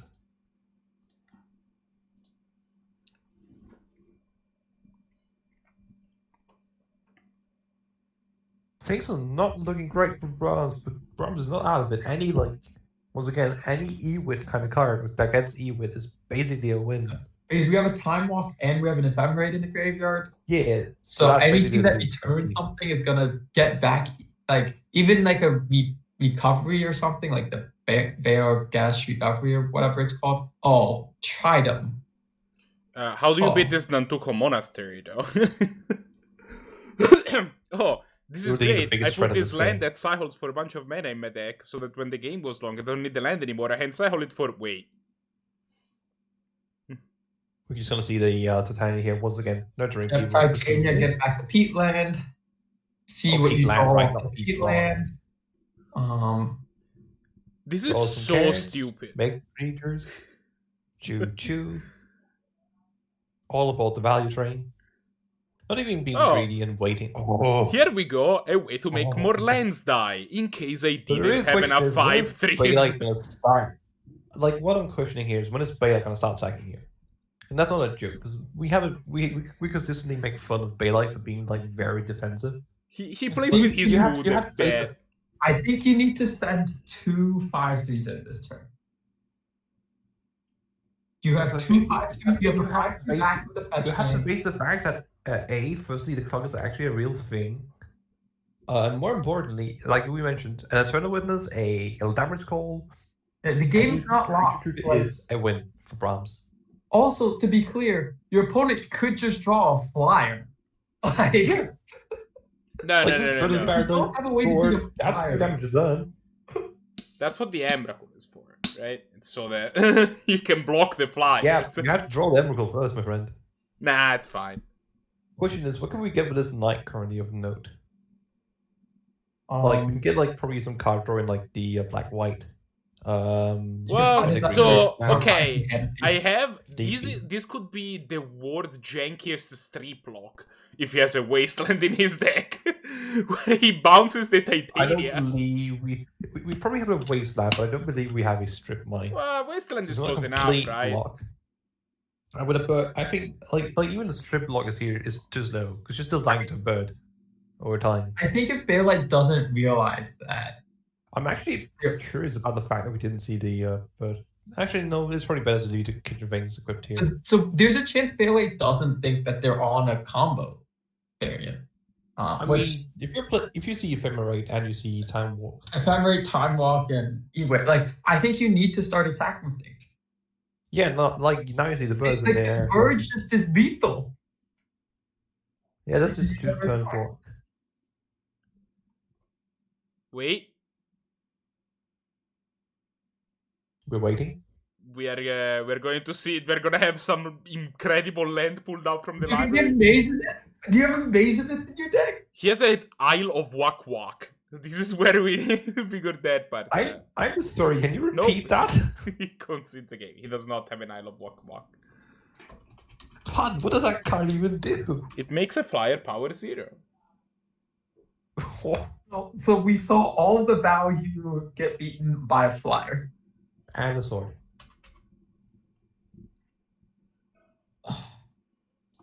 Yeah, like this is what I'm saying. Like there was so many cards from Brahms that could just kind of win the game.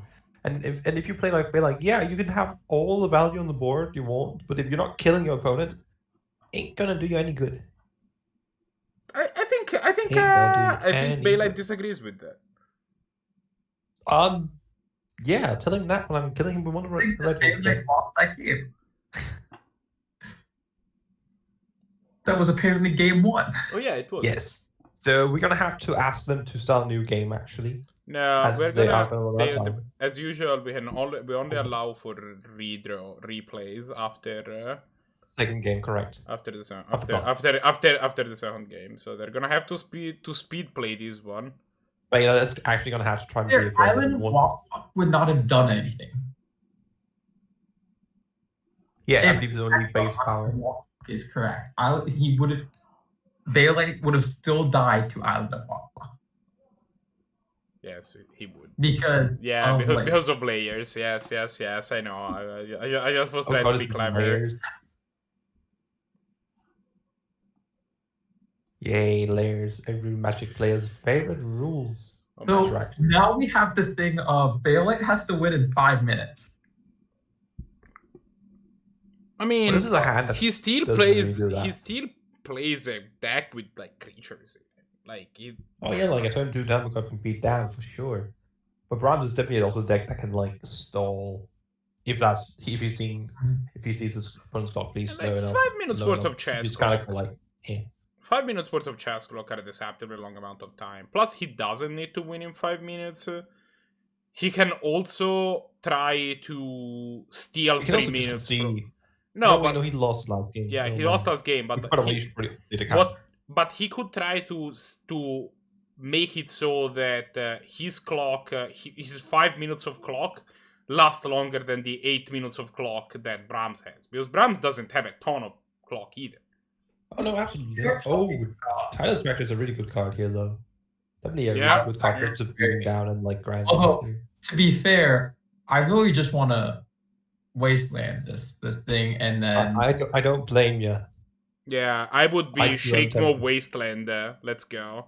Oh yes, Shriekmaw Wasteland. Yeah, I think if you go for this line of play, I think you go for the full on Shriekmaw Wasteland here. I agree. You could not. Actually, no, you can't. You didn't have any black souls because of the lands. But Core Haven, yes. Oh, he didn't have black mana. Damages bird last game. Wow, we're just killing each other's doors. I actually really like this line of play from Brahms here by sourcing here. Honestly, that just slows your opponent down. Now I don't even like cracking your. Yeah, I like this line of play better. Yep. You do get a clock on board. We probably should have asked Brahms to get his hand cams up in the middle of the match, but we did not. Brahms' hand is set up. So I'm curious here. What do you do here? Now we do. Do you path here? Things. Yeah. Yeah, I would. I think you can path here, and then I would probably, if you path, they'll also waste land. Although it's kind of awkward. Maybe don't. I mean, that wasteland isn't really helping you cast any of your cards really right now. Interesting. Just gonna wasteland here and pass. Not sure I love that. Well, it turns out to be very good. All of the spells are uncastable right now. Yeah, the idle cut requiring blue. No, you can cast the final. Yes. The finale of 0. Like maybe you have a Dryad. Maybe a Dryad to get out. Yeah, that could help. Like 0, but I don't think they have a Dryad Arbor. Would be my guess. Wait, I really just want to find some land here. Yeah, doesn't want to. He's like Matador. Doesn't want to help his opponent out of the land scrunch their opponent seems to be in, so not pathing. The downside of path. The downside here is just the fact that Bela is the one who actually needs to be fast once again. Brahms. It looks like Brahms is setting up hands. Oh, that's really good. Ooh, Twilight Mire. I really like the idea of just E-witting here and getting back to Wasteland. But you Ewit here, you get back Wasteland. You probably don't even play it. You probably just play. Or still, you can't play the Wasteland if you just play the. Yeah, I mean, you don't. Yeah, you don't play it. But I mean, next turn when you play it, you don't crack it. You probably just play Siege Rhino. Although if they missed their land drop again, I'm definitely Wastelanding them. Yeah, if they miss a land drop and like just don't cast anything, that's just a straight up Wasteland. Boom. And then perhaps path and then swing. Like that's still one land admittedly, yes. But then that's like kitchen things that doesn't block our Talus track and then we just stop beating down. While cracking our clues and drawing some cards. That said, his ace no core island. The island lets things get cast now. Yeah. Crew to kind of eventually get like either a E-wit or like Spellseeker, depending on what you want to go for. And actually stop setting up the combo. Kitchen should be attacking here because you yeah, you have an extra turn. Like you're fine trading with an E-wit here. Doesn't mean that you can't block the Silas track when it cracks one clue, but you know your opponent's got like a wasteland hand. If they really want to, they can play that, attack, crack both clues. I like doing this, and I like just doing nothing here. Just saying go. Yeah, just leave. Hold up. No, you don't need ice hang up here. Either. Well, we're gonna waste. So I am curious what you do here. Maybe you just crack clue, wasteland. Well, your two options here are either just wasteland, crack a clue, hold up path, or you can slam like a siege rhino. Play the siege gang and say, or siege rhino and say, siege gang rhino. Yeah, siege rhino, but comes in with 3/1/2 copies of itself. Oh boy, each copy drains for one. Oh. They have trample, of course. Naturally, good old 1/1 tramples. Don't you love them? Yeah. Yeah, this feels too slow on the sport here right now. Like, she's good, don't get me wrong. But she's slow, too. Interesting choice here. We're probably gonna see like double cracking of the clue, I guess. Yeah, it seems like it. Like if you commit to this here, you commit to like cracking all the clues. Which honestly I feel like it's too slow. Sword of Fire Knife. Wait, what in the world are you going for here? What am I missing? I don't like this line. What is this line of play? I mean, you want to wasteland? I'm missing something. That I can yeah, but if you wasteland, wouldn't it just be better to keep it back as a blocker? Did I miss something here? I feel like I missed something. I just did not like that line. It did not seem good. Field of Ruin, that's a land. I think if you're Brahms, you just kind of like, you have 2 tutors. If you can set up the combo, that's your like, and then just stall instead, you're probably good. You need to get lands for the combo. That's a big thing, though. True, exactly. That's why I'm saying you can like, maybe like, I don't know, next turn finale, get a creature if you wanna. We gotta path our own E-wit. I guess this lets you play Nissa. Are we gonna like Nissa get back the Tireless Tracker? Nissa get back Tyrus Shocker, play a land. Actually, I think I like playing Siege Rhino Burst maybe more, or maybe just Nissa Burns. I mean, I really like playing Siege Rhino. But you can't really do that if you want to trigger the Nissa's landfall ability. I like playing Siege Rhino and Birds here most likely. You can then put the sword on the birds. Gentlemen, then I have pizza. I thought that. Yeah, that does make it able to not be blocked by the Ice Fang Qual here, which would give you an actual relevant clock. Oh, tell me. So that is quite useful indeed. Yeah, I think that's what we're going to see here. I don't think this is that great right here. She's just going to like die to a bunch of random doors pass. Yeah, it is going to be a Siege Rhino here. Drains of life, queues in time, and now you're just going to have to start getting aggressive here. Yeah, you can now put the sword on your Siege Rhino as well, which it has trample, so. Yeah, and it can't get blocked by the one creature that can have Death Touch here, so it does give you like a 6/7 that just destroys everything in its way. Yeah. I'm curious to see what Brahms goes for here. There's a lot of options to be, just to note, the S-Fang Quarter does not have Death Touch right now. It is not, in fact, but it can get it later on. Yeah. Like Field Ruin gets you 1 basic, and then if you can't get another basic land, that should Is it be 3 total snow permanents or 3 it is up? 3 total utter snow.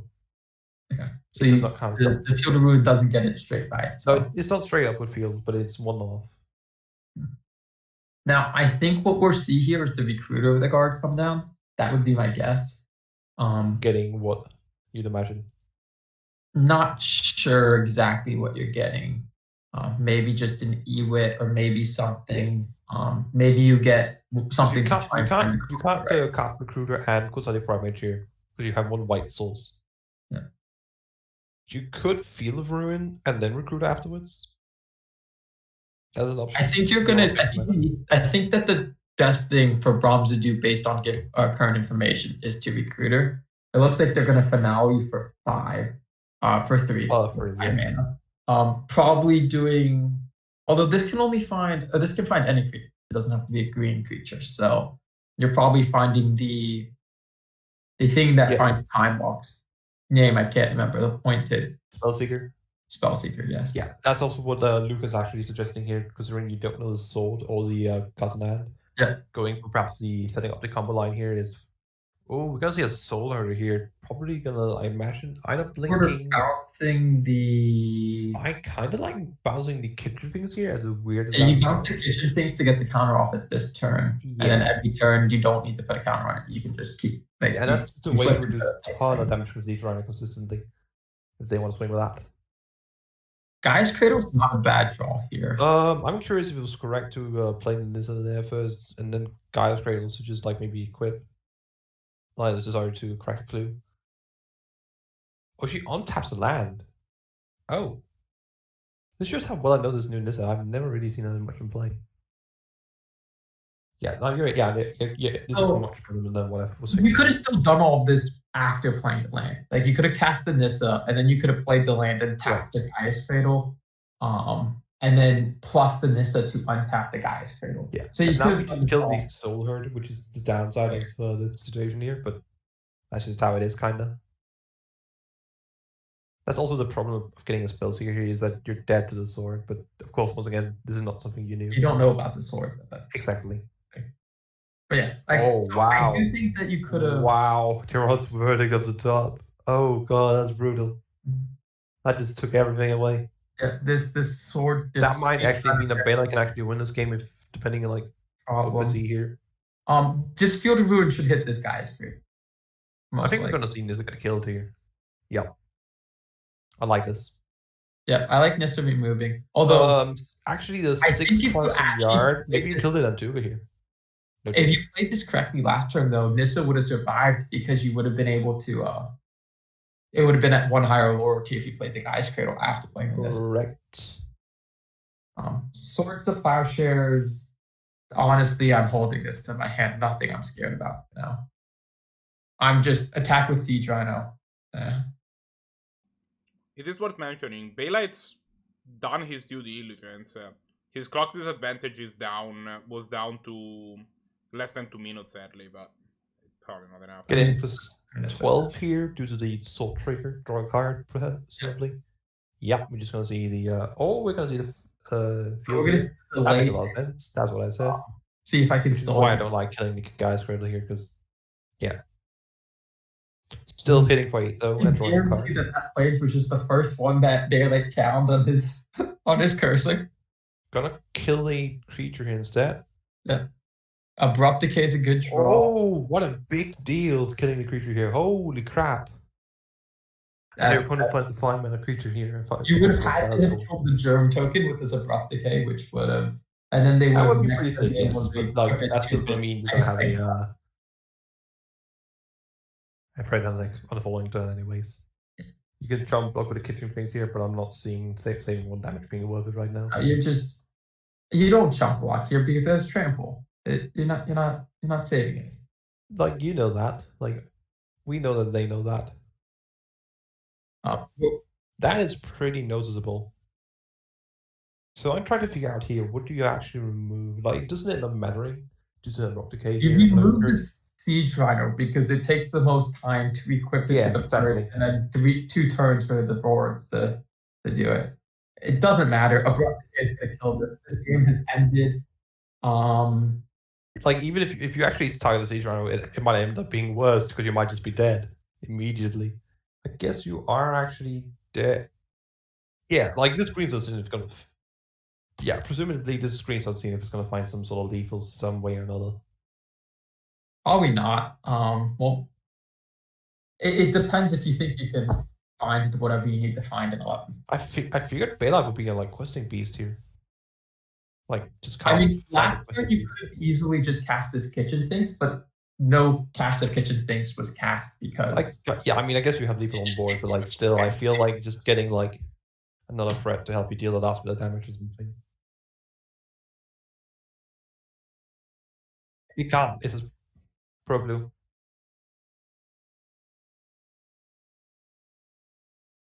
So we are now 1-1. We get to see this good old. Yeah, we're gonna have to exactly have them start a new game because we do have this policy on them allowing to start a new game after 2 games have been played. This is due to in case we have to get them setting up cameras as we have done here, and then or just to give people a tad bit more time than the total 15 minutes because this is a bit more of a casual atmosphere. Brahms already mulliganed, and I think they're gonna. Bailite hasn't, but that is also pretty sort of keep from Bailite. Yeah. A bit of a heavy hand, but there's this hand is okay. It's got like a couple of removal spells. You are gonna have to get a swamp with this to here, presumably. See. Oh god, Brahms at a 4-land. Oh, hand. Oh no. No. Oh that Multiple 5. Oh no. Are we gonna see a turn 1 streak more? I think we are. Oh, on a bold of 4, I'm definitely turn 1 streak one. Oh no. Oh, please God, do not hit a swamp next turn. And then for him, that's probably gonna be a game. If we see a Black Souls here.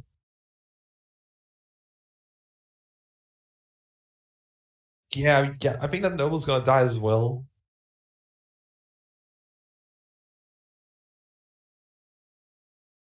Yeah, Bailite needs to draw. That's what I'm saying. If they draw it, that would be quite brutal.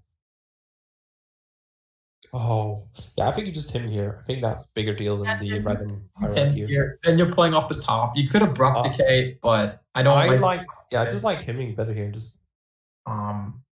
they have 2 mana. What can they do on this 1 turn? It does end up being better, but I think overall I like just hemming here. Then let them have whatever mana they have in play. And then just slam like this a turn after. Well, we're gonna see the Nizza here probably anyways. Well, I guess you can just say that they're stuck on lands, and so you just want to get a threat on board. True. But and killing the creature is most likely gonna strand the cards in hand either way. This does deal you damage each turn.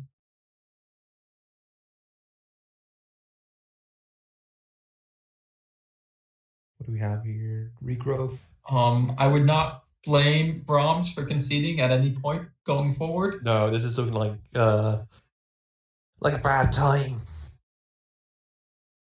At this point, yeah, I don't think there's really a reason to him unless you see like a land. Until then, it's just might as well just beat down. I think you still hit. Why are you not? Oh, this is the ETB trigger. I figured it was like, why are you not untapping before you do that? They did. Yeah, now you get 2 land, untap it, and then you get the equip. The classic swing with your temporarily animated land with a sword. Just like these branches of bog, just swinging a sword, wailing around. This turn. Draw a card. So can we get Nizza up screen here actually for a second? It is Nizza what? Does anyone remember? It's the Zendikar. It's the Zendikar. I don't know what its name is. Oh, yeah, it's Nissa of Shadowed Bows. I put it up on stream. Let's see here. So it has -5. Put a creature card with CMC less than or equals the number of lands you control onto the battlefield. I'm actually your hand or all right. Making Bailite's deck. It doesn't seem like it's powerful enough to make the deck, but which one? The Nissa. No, I don't feel like. I think it's up for consideration, considering it is a great way to like get back to like one of your very powerful frees. You have a lot of like sort of frees in this deck. He might be testing. The card I'm still a bit curious about that Bailite's been on for a while now is this card left in his hand, Light Incarnate, I believe it's called. It's a curious card. I've never really been impressed by it in my memory. And Bailite's the only one that we've seen playing it. this thing and kill himself. Indeed. Yeah, we're gonna have this be the end of the game. I presume with how long the first game was, that this is the very last game of the round. Yeah. It is, in fact, the last game, yes.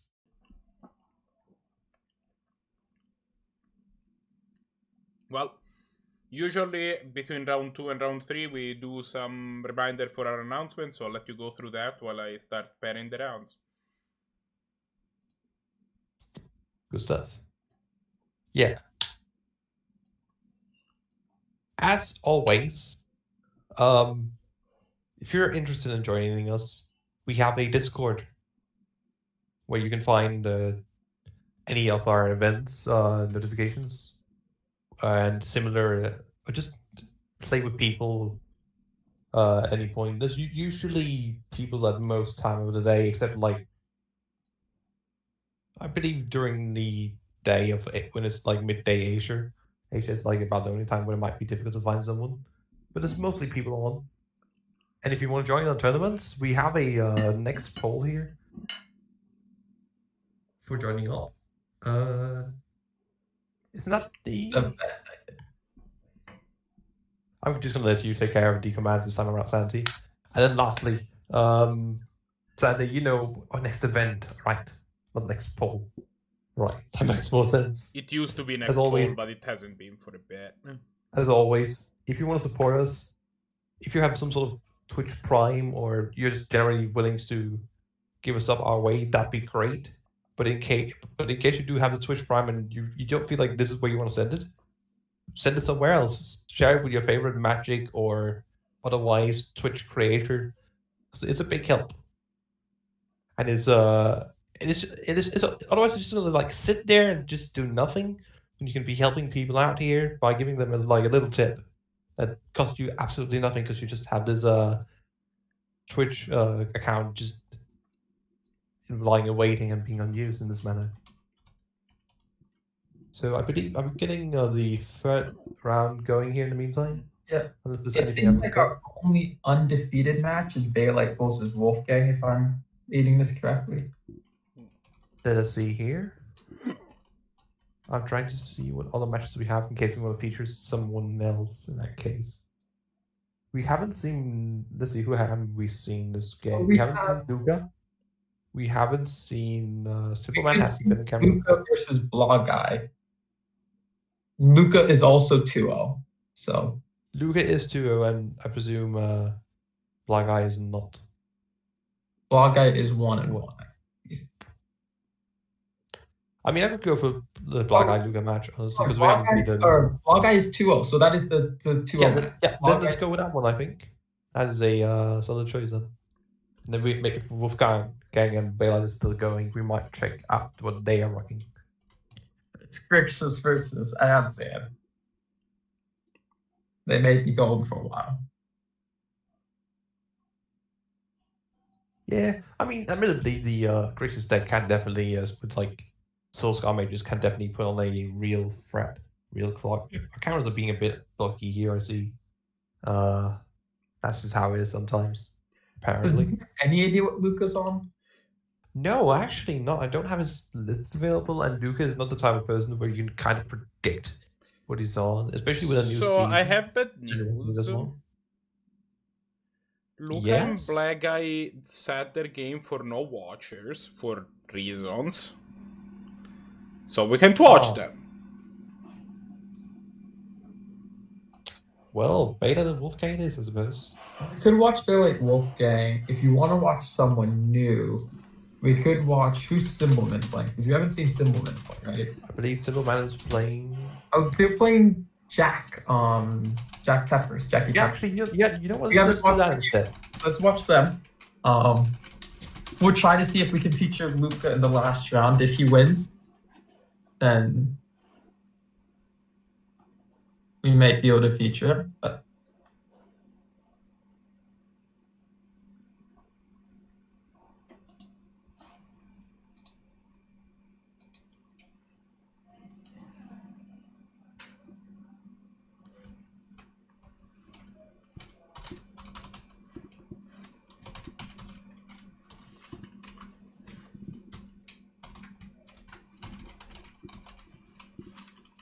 Do we want Blahguy and Lucas to restart instead? Or do we just jump over to the Jackie, Nah, it's fine. little man? no, it's yeah.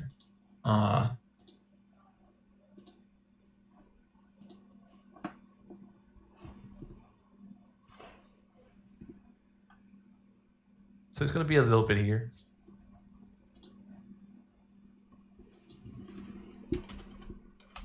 Oh, little man. Pulling Jeff Bezos' leg here. It's a hard time, I hear, for all of those rich people. He All did of- get passed by Musk, but then Musk lost value, and I believe Bezos retook him. Like a week after that happened. I could be wrong. Musk may have come back up, but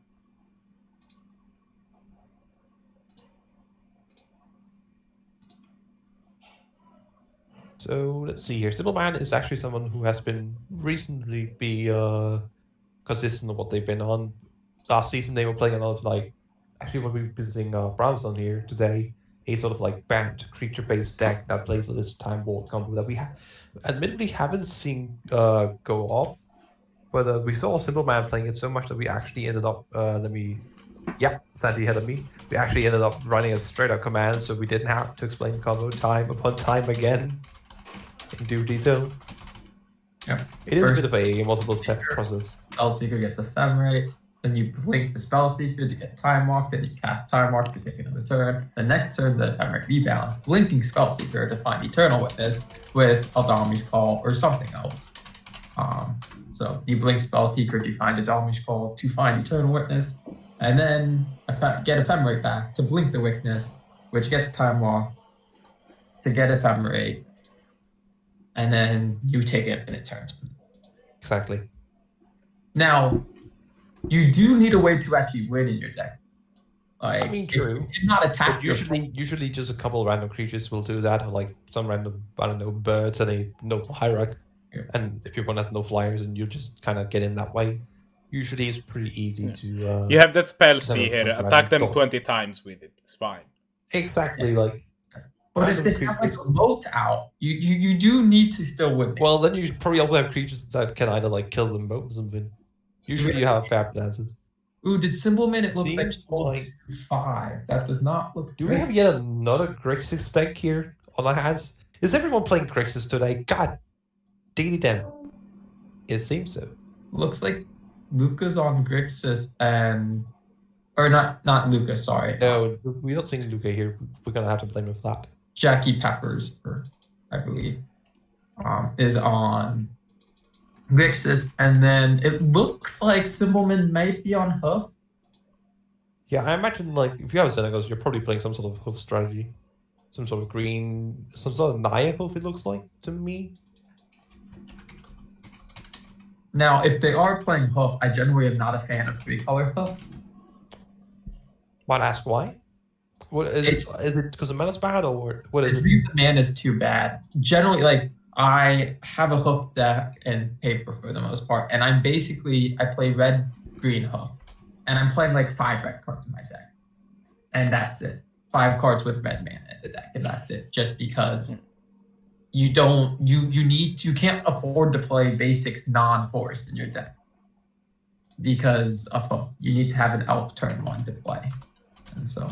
Yeah, like the thing is that like you need basically almost every single source in your deck to be able to tap for green mana on turn 1. That's just the way the deck is set up. And the moment that you put too much garbage lands in it, it becomes harder to do that. You also become too reliant on, like, if you Because you don't play that many other sources because you play a lot of green sources. You don't play that many white sources or red sources or blue sources, whatever your second color is, that you can oftentimes draw a red card and not have a red source. And the chances of that happening are not too high generally when you're playing 2 colors, but when you're playing 3 colors, you have red and white cards you can draw, and then you have to draw not only your splash color, but your correct splash color. And so like I have blue-green hoof, and like I play the hard opposition in it, and casting the card opposition, which costs 2 blue, is actually very hard. Like, that is a problem. with all this said, So pretty sure that's I have I have news. They're not on hoof. Okay. Oh, we're looking at probably some sort of like. This is Kiki pod. Here. Yeah, this is Kiki pod. It looks like, yeah. So I'm curious here. JackyPepper has a bit of a slow hand here for presumably whatever Grixis pile. Early on is so nice in here. Yeah, Play the early on here. You know their last card's a land in hand. Just eat this herder here. Have it on board. Like worst case, you just got like I don't know Grixis. Sorry, next turn you get to. Oh, see, that oracle would have been really delicious with but you get to hostage taker, take the Corn Oracle, play this land, plus Liliana, and put this Faithless Looting in your graveyard for even more value. Now, survival. Okay, you know your opponent has Liliana here. Please do not make the simple mistake. Thank you.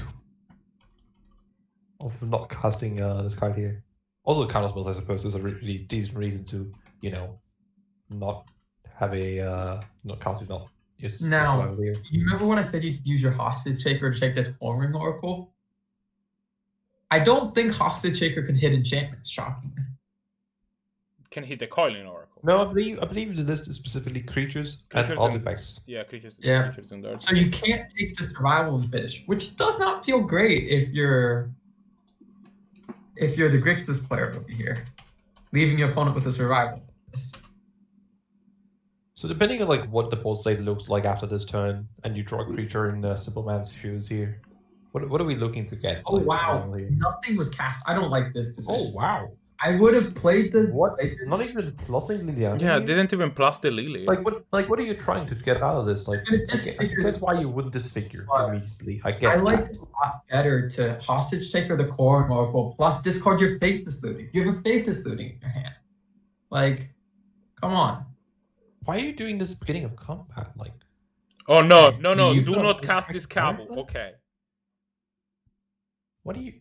Look, I'm not seeing this line of play here. I presume we get some sort of recruiter here just to gain value, maybe. But then again, that's going to get hit by Liliana. But then again, they didn't want to plus the Liliana, so I'm not. Like, I did not like this last turn by the Grixis player at all. Like, you should have played this Hostage Taker, taken their Corn Oracle, which will give you value, to be fair, when you play it. And then you get the plus to just discard this Faithless Looting. But I guess your opponent just wouldn't have ended up specifically being bad in this scenario, but like still. Skyclave, quite nice here. What is that? It kills this. But now we're gonna be quite happy to have this now this Hostage Taker is doing work for well, it turns out that this play is going to, it appears, go well for the Grixis player. I do think it was a very big mistake. And this is one of the situations you're getting rewarded for bad plays, and that reinforces the bad that we see sometimes. What I'm curious about here is actually why we didn't, even if like that's the line of play, why we didn't see like, I don't know, Faceless Looting last turn. That I find a bit weird. That is true. You would have expected the Faithless Looting to get cast. We do see one of the classic, I suppose at this point, come across alongside Kiki in the form of Bounding Grizis. I saw Simbal was complaining in chat that he has played Grixis 3 times in 3 rounds today. It's like, what is this? Welcome to the Grixis. Otter and 3 times, not Grixis. Hostage Taker is a sweet card, just looking at what Loman says. And yes, we are in our second to last round. This Bounding I Crisis is remember not good on its own. I don't have a list for Symbolman, but I don't hate a deputy extension here. You discard your thing to get a deputy to get rid of this this hostage taker, so you can just keep your survival of the fittest. That's the thing. Yeah. Like, I don't like want you even like something as simple as getting like a deputy, sorry, not a deputy, a recruiter here just to go +1. Also something I'm kind of completely behind. Yeah, I do think that keeping this survival of the fittest is the best way that you win the game. I have just been given the list. We have, in fact, not, because we cannot process. No, we cannot. Oh, unfortunate. Well, I can see it. I also don't blame Symbolman for taking a long time on this decision. I do think that this is a decision that is very important to this game. Absolutely. So thinking about all of your options. Well, I will say that I do think it's correct to activate Survival of the Fittest here, regardless of what you do. Which they disagree with, but looks like they want to try and ambush this hostage taker here, which it seems like they're going to be allowed to do. This is another case where it's a general principle. Getting the Skyclave here is not even that interesting, honestly. Yeah, why didn't they have the Skyclave pre-combat to heal the survival? Yeah, like you want to get rid of the survival. This is another thing of they are going to get punished for it this time. They're going to kill the hostage taker, get back their Skyclave, and Skyclave will not be able to exile this 3/3, however, but they will keep their survival of fittest, which is very important. What did we target here with the Battle Grixis actually? Is it only creatures, right? I mean, I don't think it matters, but I think it's creatures. I mean, if you can tap land, then you can tap one of your opponent's lands to reduce their available mana. But they haven't float the mana in response and still have the mana. Yeah, but then it's only available for the combat step. I think acts like a 4-drop. I mean, I think what they're afraid of them having is like a disfigure or some other, but yeah, target creature figure.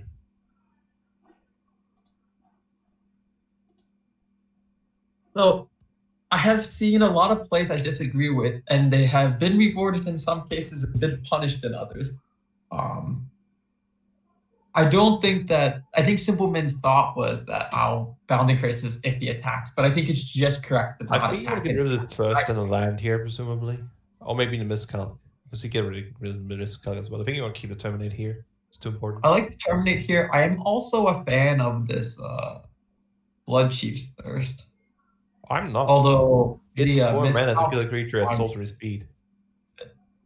This is fine. I don't hate keeping this. Oh. Once again, I'm very happy about keeping this miscalculation. I will agree with that now. Certainly. This Paladin would have been a really big deal if it were to resolve. Get rid of a token permanently and then just have the monarchy.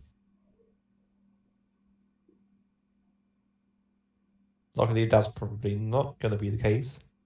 We're going to see this. Do not let this resolve, my friend. Do not let this resolve. Do not accidentally cycle. Jahi attempting with all of their might to actually manage to put this miscalculation on the stack. Preferably without tapping the Fiery Islet.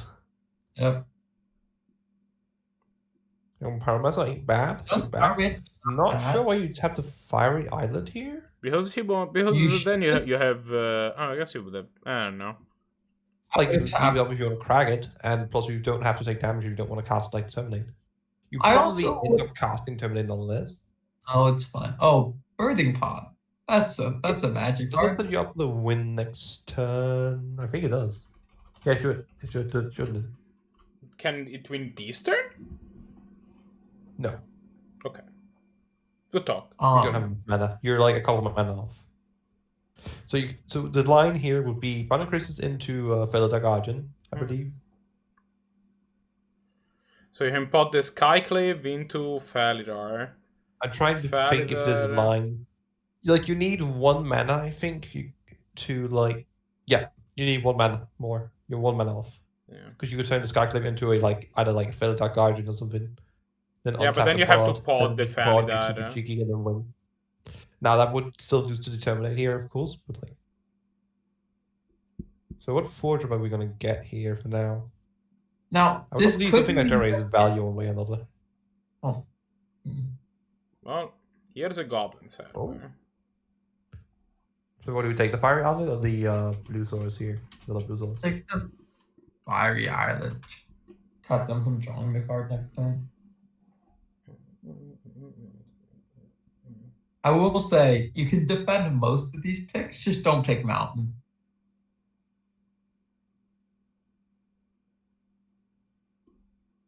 And I'm gonna cast a Blood Moon next turn. now, and I will say that if the sarcasm, bro. player did actually cast the Skyclave Aberration, this Verding Pod would not have been lethal next turn because you could have killed the Bounding Crisis in response.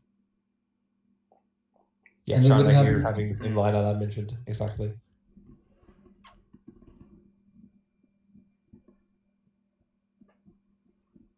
I think this Goblin Settler hitting the The fire. interesting joke here from Simpleman is that by doing this line of play, depending on, like, I guess what you have, I guess you can still get like Felidar and win with Felidar if you keep it like this. So I suppose it should be fine next turn anyways. I mean, I think you cast Terminate here. And if you cast Terminate on the I think Skyclave, so too. Like, with what's being targeted, yeah, I think you're right. I am surprised that he decided to put away the Crosses instead of the Skyclave, because the Skyclave, if you bought the Skyclave, then this turn you can just put the stupid Settler into a Kiki, and the Kiki goes infinite with the... I mean, you can also just get Felidar and then get Kiki afterwards. That goes infinite as well. So both lines set you up for infinite. And here you just get to, like, get a... So the question is, I guess the downside is that you get to keep your 3/3 instead of a 2/2. Which is probably preferable. now we don't have any hand kit, so I don't know what's in the hand for what was the jaw for the display. No. I'm trying to... Goes to 4 here. Now, Lots of I think that Simplement is at 4 like Vital and pod available here. So what can we get? What The pod I got- 5 or what- 2 here. No, the draw was March Casualties. Pardon? March Casualties. Mass Casualties gives -1/-1 to everything. Or, if you feel adventurous. Gives -2/1 to everything. Yeah. Yep. That This is a legacy. Granted, yeah, we're going it's for combo here. uncastable, is what it does, because it costs black, but... We're just going, I'm going to go for combo, you better have, like, a card that kills me, or, like, kills my creature. Corridor We're gonna- Monitor. Yeah, we're just going to, like, untap whatever. Doesn't really matter. Wait, does Simpleman Just have the reason why enough you play life Highlander. to finish this pod chain? They need 1 life, so this is it. They just need to get the, this is it, you get Kiki and you win. The end. Oh, they're potting away, yeah, they're right, they're potting. And they called their Exactly. four drop. Okay. And due to March Casualties being a sorcery, that does not actually save you for a turn here. And being double black. Yeah. I have absolutely no clue what this March Casualties is doing this deck. It's a card that sees a decent amount of legacy play, to be fair. Yeah, but in Legacy, its play is a cycle card to, I believe, primarily like True Name Nemesis. Yeah. And I feel like it's. I don't even think it sees that much legacy play anymore. It used to. No, it used to. Golgari Charm kind of replaced it. I mostly like because when Andrea Mengucci tries to say the name of the card, he says March Casualties, And I'm like, that is not what that word means. From the word casual So that ties. Casuality ties. it's like casuality, right? Like it's like causality, right? It's más causalities. It's like, oh. Fair point. Well, that was a game one that had lots of misplays by both players to Yeah. a result that ended up favoring Simpleman, but I think both players had many opportunities to win Yeah, that game. I mean, I think overall the type of decks Simpleman's playing, especially with like cards like Tutors, like Survival and Pod here, allows you to make more mistakes because you just kind of go, oops, I have a kiki combo here. Yeah. Jackie Like, doesn't have that luxury. I think to Same keep way. that survival of the fittest was just Yeah, outside that of was the other. That was just unacceptable. Yeah, I on agree. Trying to win this game. That was a Like huge I mistake. understand there's a principle of Magic where you generally want to attack before you do anything, but that was not the case. Like, Especially here, because you know like, that your opponent has a number of flash creatures that he could. Well, you don't know for sure, but your opponent just went turn 4 untap. Literally any creature should allow them to do anything there. Any non-creature should allow them to cast something, presumably, unless there's like five creatures. you know they didn't have nothing. Well, that's a hand, but kiki in hand is actually quite bad. We can only see some of it. It is the That hand is terrible.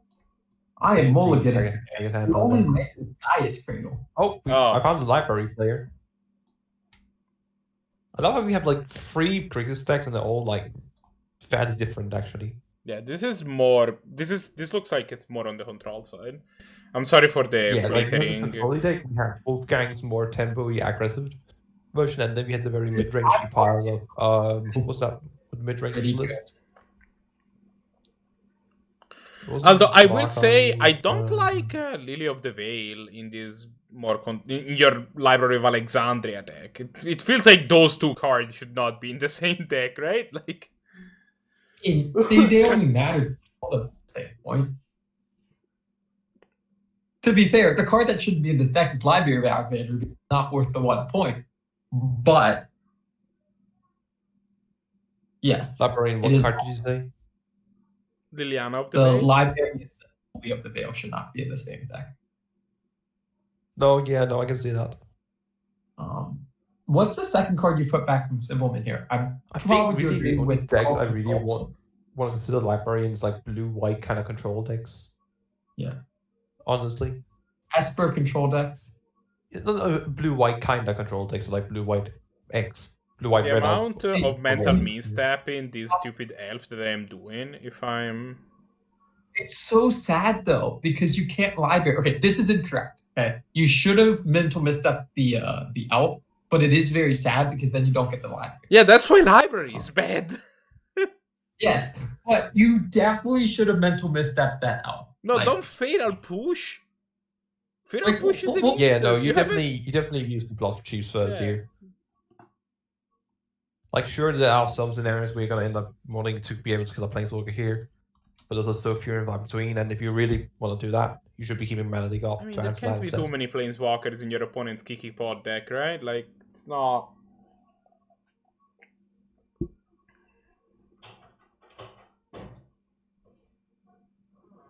Luckily, you still have something you can answer now with this card in hand. Yeah, so that's I true. don't think you want to be quite casting anger to gods just to kill this Discoverer. No, you have a library. You might as well get all the value if you're going down that road. Yeah, I mean, obviously you're drawing a card before you do anything. Yeah, like the first thing you do here is you tap library because you chose to take it, right? And then you fire off this Blood Shifters to heal this Cobra. Maybe you keep Mana Leak up. I don't know.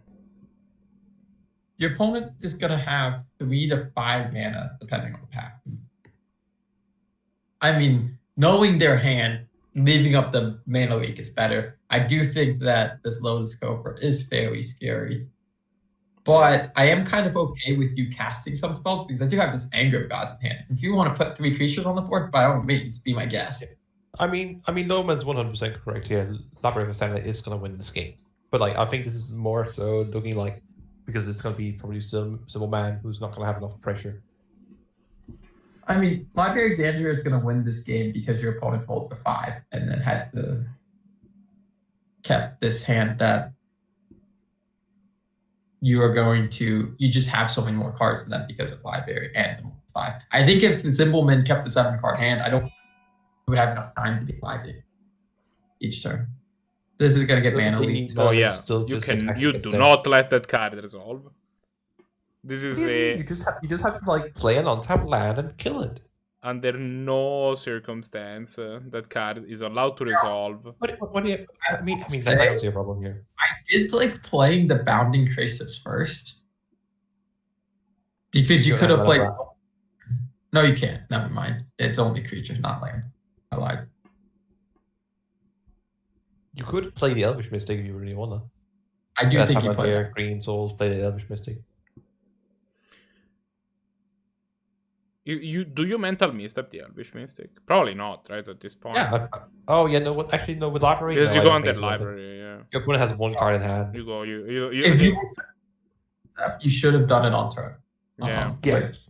Yeah, I think You at decide this This- that where you and win plus is you have by this playing anger. rock- This anger of the gods library. kind of tells you that like True. they are Aggro, 'cause allowed then your to on-tap over- fold is also pretty thick. Yeah. Like fuck it. Even if I need to take a turn off just to 2-for-1 with an anchor here, I'll take it. But to be fair, next turn I'm casting this. If I have the mana for it, I'm casting this Lily the Last Hope, hopefully. Yeah, probably. Yeah. If I throw it on tap Black Salt here, I'm just library and. If playing, I something don't, cool. I'm putting this Bob onto the battlefield, and that's gonna draw me some lands. Are we? Are we actually playing the Bob when we could hang up the gods, and then I'm resolve not Bob and Bob. multi-board presumably? I mean, you don't want Bob to draw you like 78 cards; it'll kill you. You're gonna be drawing removal spells between you drawing from library and you drawing from Bob. If you never draw a removal spell to remove this Bob, then That's a trigger, a bit awkward here. So the question is, do we library here? you library first. It's the first thing you do. Apparently not. No, yeah. If you library, you can't anger is the problem. Problem is now, because we played a land here, you can't library anymore for a good while. For Bob is going to help you with librarying a bit, yeah, if you time it right. So that is notable. We're just going to see the creature here. I kind of like just slamming the 3/3. you slam the 3/3, it gets taken. It's more value than just playing a 1/1. No, Yeah, I one don't, gets think, I don't think you're getting anywhere by just playing a boring old Sylvan Ranger. Which, to be fair, I don't think this deck should be playing. yeah. It's interesting that there is a Sylvan Ranger. That's is your mana can't be that bad, right? I mean, if you really want a 2-mana creature, like you have Paradise Druid and Sylvan Carotid, I think that should be a plenty. Carding Oracle, they're also playing, which I think is better. I had not seen this printing. The Sylvan Ranger looks dope. Oh, you haven't seen that? So Sylvan Ranger's literally just hugging a tree. The Sylvan Ranger VR. looks like it comes from like a metal cover circa like 1975 or possibly 7th edition. Either or. This Sylvan Ranger It's should be actually, healing yeah. the tree, though. It has some very hair metal energy. I don't know. I just see like a holy aura around it and the tree. Like, oh! Keep bless my child. What land do we end up getting here? Blue souls, maybe? Green souls? I think those are the two that make the most sense. Yep, green. Green actually makes a lot more sense. I don't think we can get blue. I want to put Sylvan Ranger back in my cube just so I can put this art in. This is incredible.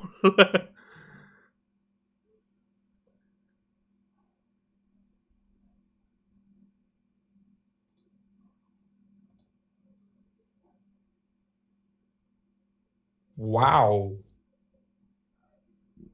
That is That is a surprising card to see in this format in this day and age. Quite I simply put. this deck is from like 2 years ago. Yeah, This Grixis. possibly. It's definitely too greedy in my no, it's got blood chief, so it's not like you can't say it hasn't been updated. No, I know. Personal choices. Mystic Sanctuary, right? Like it's definitely been up. I think it's just me being a very non-greedy player in that area. Like I don't like in this format. I don't like being greedy. I mean, that comes from a guy playing a lot of like mono red and combo decks. What is the Why card nature? to the right of JackyPeppers' hand? Is it Chainer's Edict? Yeah. That is correct. Good old 2 mana sacrifice a creature, 7 mana sacrifice a creature. You know, Copper. Oh, True Name Nemesis. Oh. I won't lie, I'd be tempted to if we've been great. Ooh. Why didn't you? What? No, library first. Yeah, why didn't you library Please. there, fella? Library. You did this so you could library. Ah. Is there a 2 mana card you're really trying to keep up? No, not really. I guess you Chainers them? You just want to use your mana? Please don't tell me you're going to chain us just to kill a 1/1 and does nothing. Well, Cast they're this gonna blood blood shield. shifters Still to have kill a 1/1, which library. is probably worse. Ah. I this don't isn't think good. I understand. No, I think I just didn't think this through too much. This library is gonna win the game. Yeah, it drew 2 cards and then they forgot that it actually existed. I'm trying to think about how Simpleman comes back and wins this game. Maybe this Bob flips over an Ember. Pod chain. But then there's like this hostage taker to take account of pod. You get a count. There's a strong count of 3. To him I find think it's very clean lines, like maybe. you can. What does this Green Sun's identify? Yes, exactly. Loman's correct here. They might be just not being supporting here. You can say. If you have anything, like if you have, I guess you can't get it. I was gonna say I'm very Goblin curious to Chain. see what you get here. Goblin Chain Warrior would be amazing. Alas, you can only get green creatures, and I have a good feeling you're not playing Goblin Chain Warrior. But Speaker, but quite Vanilla like, really is like kind my of figure. like your it's like the Speaker's poor man's actually really pod good here. here. Holy crap! Yeah. I mean, there's a hostage taker, which I hope will get cast on the other side. But I don't know. We'll wait and see. Now Spellbomb entered the Exile Zone and Treasure Cruise. Oh, aren't you glad you didn't flip that Treasure Cruise off of this bomb?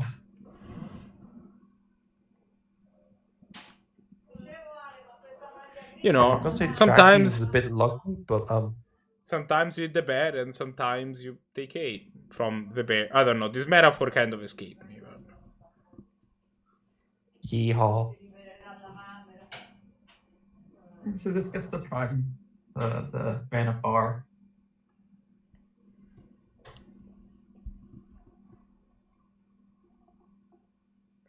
Attack them. Really, Alliance above me makes a lot of sense. So basically, you have to find a removal spell with this hostage taker here, and then try and win that way. I think, or just get a pod and just go off same manner, presumably. At some point. Those are like the 2 lines of play I see winning here. Now, there's an interesting thought of do you block the Bob here? And I think the answer is yes. I think that I mean absolutely. I think you're drawing that Treasure Cruise return with the Bob, and he's like maybe I shouldn't. Now the big question: do we? Are we fine. playing the full time walk? I think 1 mana off, but like and they'll help from Starship, but still. There is no way that they have enough points to run Time Walk, but they would seek up. So what they could do is seek up like a Sword to Plowshare and then plow this stupid hostage thing. Like how many points is pod again? Is it 1 or 2? Pod's 2. Spellseeker. Oh, pod is 2. 1, I believe. No, Spellseeker is 2 also. Yeah, Time Walk is 7. So. You can't. So that's enough points, but that's plus they're on survival. We know that they're on survival. That's another 3 points. Like why are you paying 2 points of Spellseeker in this type of list? What is it here for? To be fair, Spellseeker can find you GSC, which can in turn find you Vanifar, which lets you combo off. So I don't know if that's enough to justify having it, but that feels janky. I mean, maybe they just added If I'm gonna be points. I honest. don't know. Also, Once again, you don't have to use all your points. Friendly reminder. But I mean, Spellseeker is still a I'm not good saying- card. Like, it gives you a lot of utility. So what is this tapping of mana? What are you planning to do? You tap mana like this? Balance?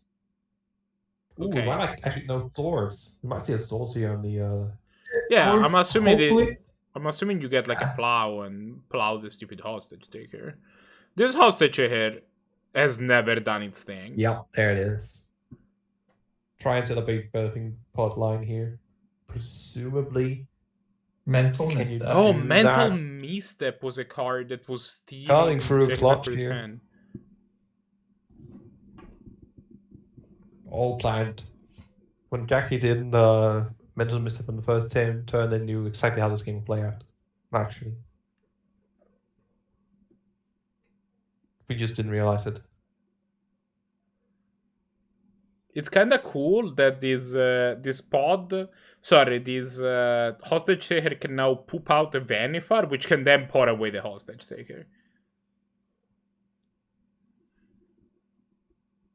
Now, Wait. Is Jackie also playing Splinter Twin?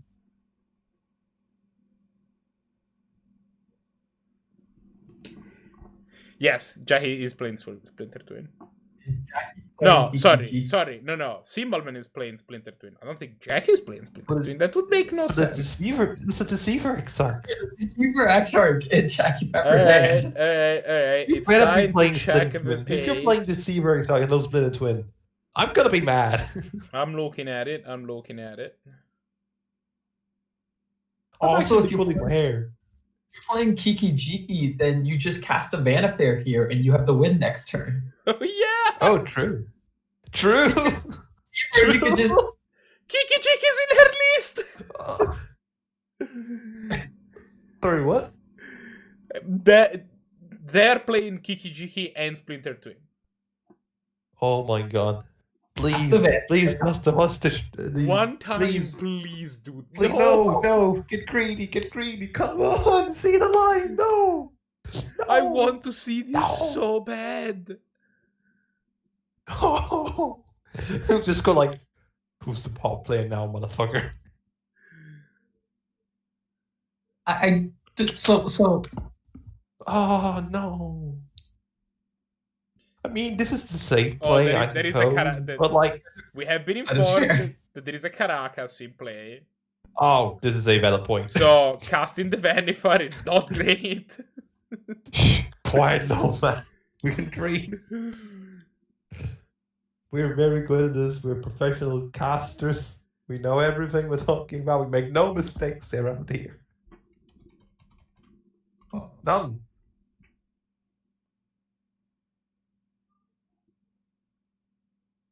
Not yet, Bailite. Not yet.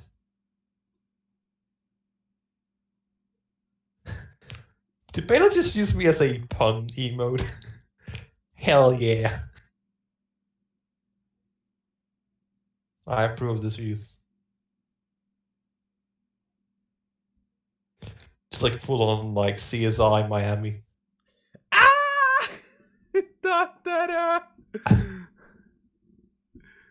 I just see the stocks in D10-2 Cosmic Emote just rising.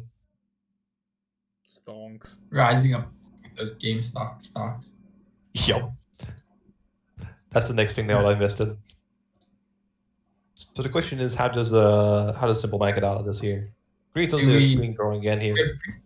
So we We get only have three. 3 mana this time around. What 3 drops can we get? Still, Yeah. I still think Chain Whirler is an amazing get if you could get it. I know you can't, but you could get Deputy. How is You Chain, could you how is Chain Whirler that good? Goblin Chain Whirler would have killed the true name. No, it wouldn't. It But has you protect. No, That is- Oh, that's no, true. over the burn.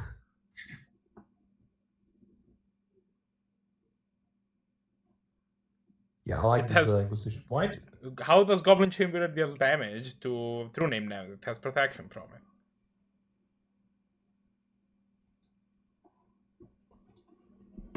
We do see the Inquisition. I am surprised though that there was nothing bad.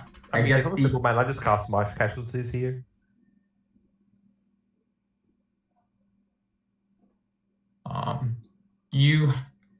I guess the thought was from Simpleman was he was going to Bounding Crisis this and block this hostage taker again. Yeah.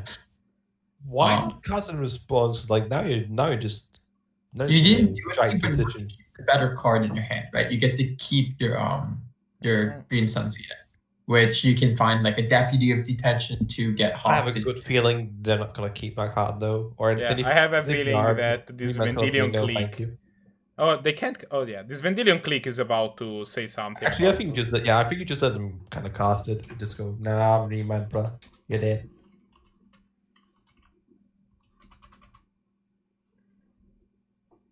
Well, Like to survive, they have to cast it for like X equals to 1 here, and then cast the Wolf Roots afterwards. Or recast it afterwards. Either or. you can cast Wall Roots and then you Yeah, they can can cast Wolf Roots into Grizis too, yeah, true. Probably the best line of plays they have here. That said, they're gonna have to probably end up creating a game 3 afterwards. So a new game for game 3, because it does seem like Simple Man's running a bit more time here. Yeah, Simpleman is running low on the clock.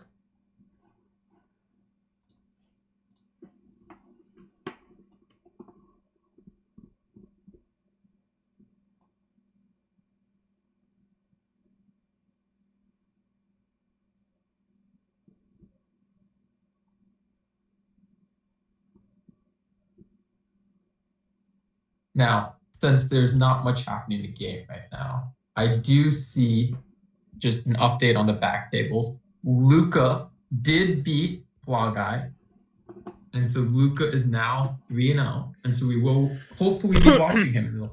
I have an important question for you. Is Evios 3-0? Was he 2-0 before this? I have no clue. I don't know how to check that. Oh, standings. There you go. Check. Evios is 2-1. Who was the other 2-0? It was Wolfgang win. Bailite beat Wolfgang. So we only have 1 3-0. I see. And that is Luca currently. And we're about to find a second, presumably.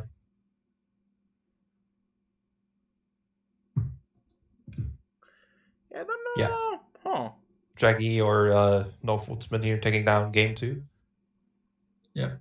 So they're I 1-1. have to see them trying to see if we get Simple Man's camera up. Actually, no, it is up. I forgot to just send the cards in hand. Yeah, no, it flickers out, but just yell at me, I'll bring it back on.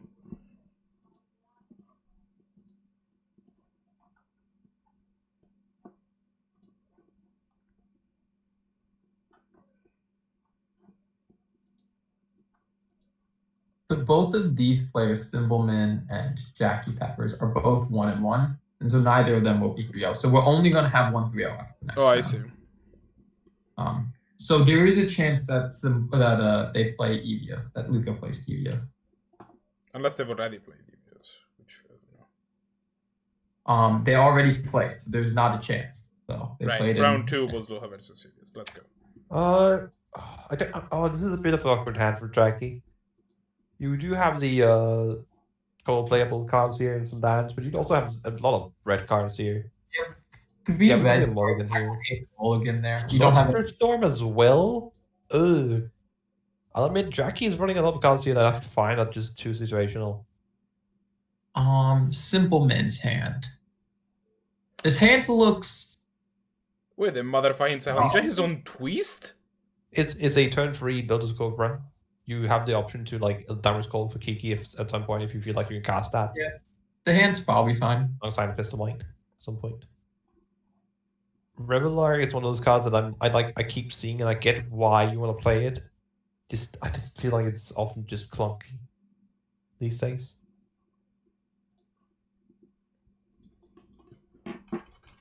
Now, the new set's not out, but there's this new card from Kalheim that's 6 mana and it foretells, and the foretell cost after you foretell it is 4, and it gets back a card with CMC 2 or less, and I'm not from your graveyard to the battlefield.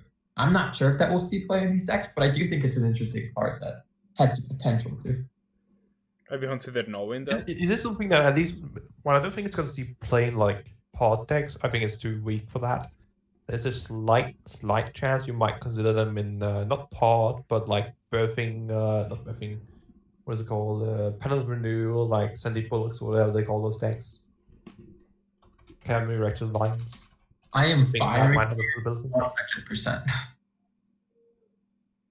Yeah, you want to get rid of this low scoper stat. Yeah. It does not have it shouldn't see the light of day. Yeah, go away. Also, you take one because F you. That's why. There's a pretty reasonable chance here. We just like I'm curious. Do you see? I presume you just crocs the next turn if we don't see anything that helps us out here, like a land or something. Yeah, I would. I'm probably cruxing next turn. Yeah, Mind Twist for 1. Oof. Now, Symbolman can Ewit get back. Yeah, Lotus, I quite like to see Wood here. Get back the Lotus Cobra. Lotus Cobra or a fetch land. I think Lotus I Cobra like the is Cobra more personally. better. Oh, I am sorry about that. I tried to close the chat and I closed the game instead. you find a land here. Do we go ahead and just Mind Twist here? No, I don't think we do. We probably just No, Croc I would. here I would and cast Spell this. Pierce. Hold up, Spell Pierce here. Yeah. I don't think you're in any major rush to cast this Mind Twist. You don't want the card. Simple man taking the safe jersey and just getting the fetch land. Perhaps just sitting up for the turn. This Croaks So- also makes them discard. So I and mentioned what Simple Man wants to do here is like perhaps like go Pestomite on top of land, cast Little Damage Call, Mana Fair. and then go like Kiki Jiki the next turn. I think that is possibly what we might we're see. gonna see how that works when the next turn they might have one card in hand, but you know. Exactly. Like Vanifair. Vanifair is. Vanifair is probably about to go to the graveyard. Didn't draw I mean, land. Not to be a stickler here, but it's Venom Fire. But yeah, absolutely. I mean, I don't know how to play these combo decks super well, but I think I would have cast a Vanifair there. But I can see the Pester Mate and then holding up. Yeah, not drawing a land here is very rough. Okay, I would have Mind Twisted. Well, maybe not. It's still only 2. I probably still would have Mind Twisted this turn. You have to use your mana. You're not saving your mana for anything else. I mean, he has a Pierce. Like, Pierce and Bolt is like a decent amount of interaction, right?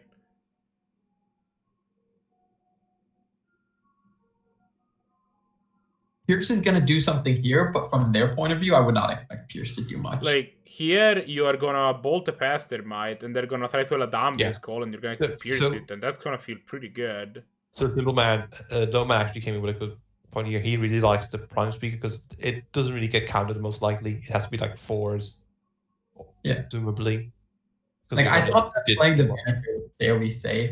I thought it was. should just see a Spell Pierce. Yeah. And I mean, the Spell Pierce, you're holding up the Spell Pierce for this turn, but the Spell Pierce, I feel like, was very. And yeah. Not and lucky, mostly- right? Like, most of the time. This helps you set up your 2 dealt spells. Like, you need to cast your spells here. You win that way. That's generally true, but even more so when you have dealt spells.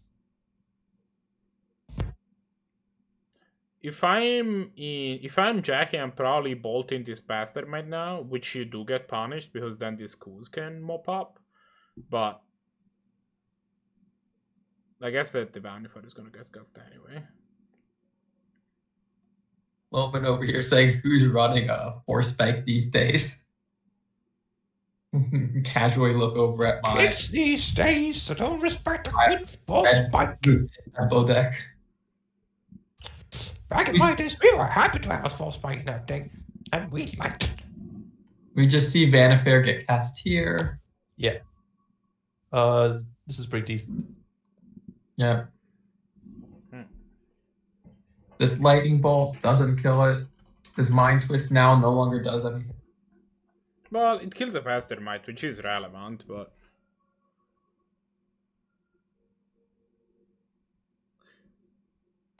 fair, but not accountable. Luke and I just teaming up with you guys and correcting your many fair pronunciations because it should be many far. I know this because I'm playing that card. I used to play that card. Well, I technically didn't play it in Gladiator, but I was the one who designed the Gladiator many far combos.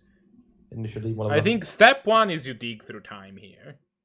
You crack the stupid Yeah, I pool like the it. delta, I like it here. and then you dig. I am a fan of dig through time. I won't lie, I kind of like the idea of just mind twisting for one. I mean, you It's but you can incorrect, still do but I like it.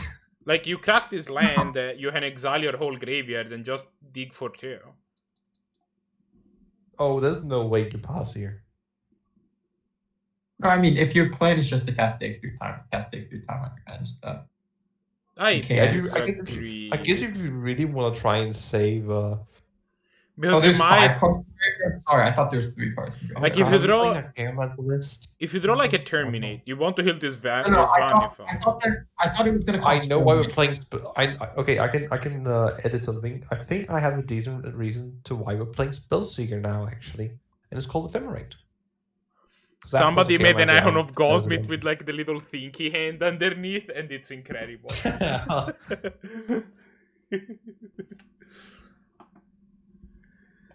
That's solid. That's real solid. I love that. That is so incredibly smug. That is so me. On point. Because I'm both the guy to be like really punterous, but I'm also the guy to be like, hey, look at me. Hippocamp does not fly, Loman. Despite its art, no, it is. Yeah, despite it clearly looking like it's in the air.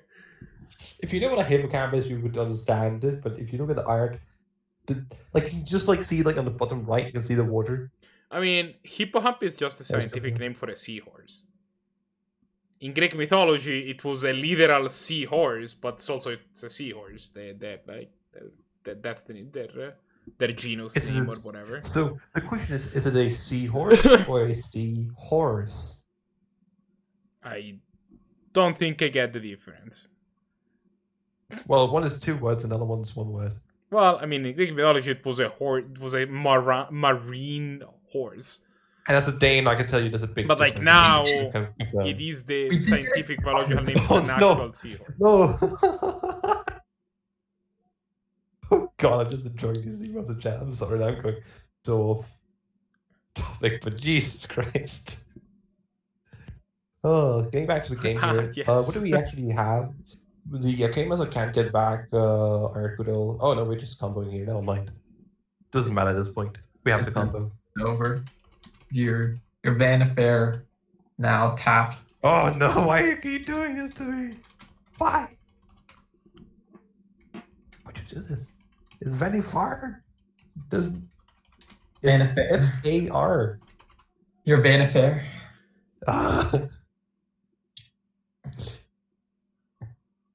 Grayscale.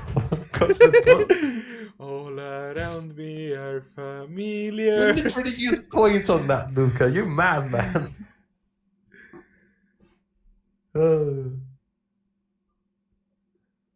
And you will now see the combo. Oh, we need some more good emotes, like the one So we the have. Vanifair sacked the Hippocamp to get the Kiki-Jiki. The Kiki-Jiki happy Karmic died to get back Hippocamp. Hippocamp will now untap Kiki-Jiki, and then Kiki-Jiki tap to add a Hippocamp, and they will continually untap the Kiki-Jiki until you have as many Hippocamps with haste that you want. Choo-choo, all about the hippocamp. And I believe this was our last match, if I am not That mistaken. is accurate. That's correct, yeah, I think so. So that means we're going to be able to set up the finale game here, and we do, I believe, know at this point that it is going to be Symbol Man, and it is going to be... Well, we don't know it's going to be Symbolman. We know it's going to be Luca. Symbolman is 2-1. Oh, Symbol Man 2-1. I figured. Yeah. Oh, he was paired. Both of these guys were 1-1. Yeah, Oh, no, right, we we just had winners, couldn't that's right. watch the 2 match because they made it private. I remember it correctly, and yeah, that's my bad. Alright. Well, I mean, let's not I see no Bailite comes- reason to wait. Let's just go. Yeah, we do see it's Lucas versus Bailite It's actually. Luca I was versus incorrect. Bailite. That is, I believe, a 3-0 match.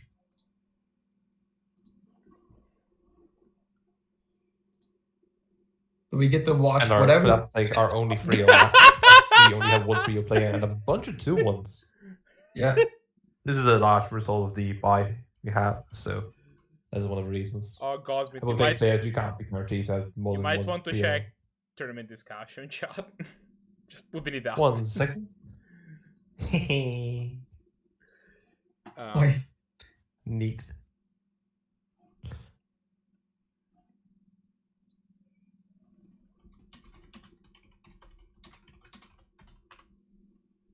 But no, on just a quick side note, we actually have been talking a bit about the emotes here. So I'm actually going to take a bit of a second to talk about here. As you currently know, I think anyone who's following along in chat has noticed we have one emote, and that's a picture of me with sunglasses photoshopped in front of it. Currently, our only real emote, which is a correct emote if you ask me. I am definitely not narcissistic in any way. No, but we could definitely use a couple more. I'm not sure exactly how many slots we have. Redmond will have to correct me on specifically that. We have but one, so. We have one more. So No, you guys I don't think. I think we have to, one total. So I think we can't actually. Oh, we have one. I thought we had 2. I thought so too, but last I checked, we had one. I'm gonna double check. I'm gonna check again later.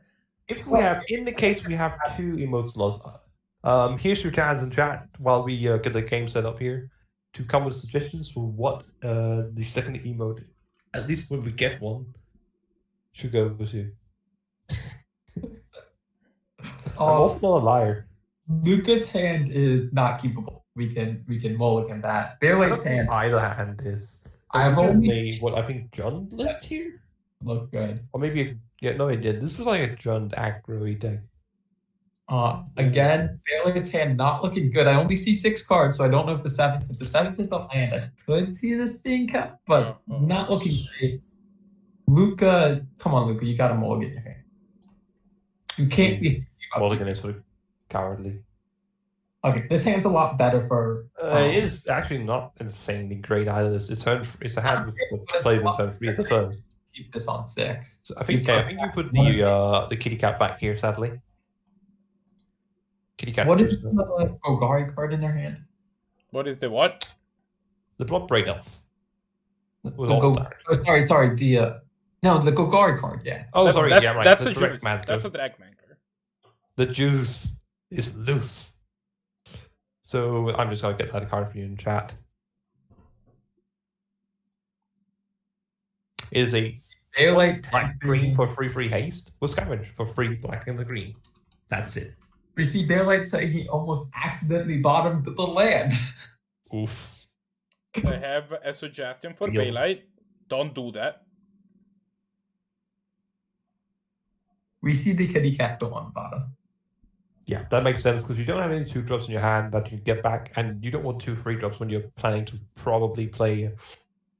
Wow, that's a pretty good 2-drop though. Is a solid 2-mana 4/3 for alongside this one's feet next turn. Yeah, and it's going to give you a pretty solid curve, especially if you just draw your whatever land you need. Now, what do you take from Bailite over here? I think you don't take the Assassin's Trophy. That one is for sure. I think the Eliminate is other possibly just that tap it wasn't go for the throat. I would probably take for the throat over the Eliminate because it go for the throat. Call right now, but your Eliminate. It's interesting here. The Dummies call I think is reasonable as well. They have to remove a project. Maybe I'm just gonna. It's called all this and take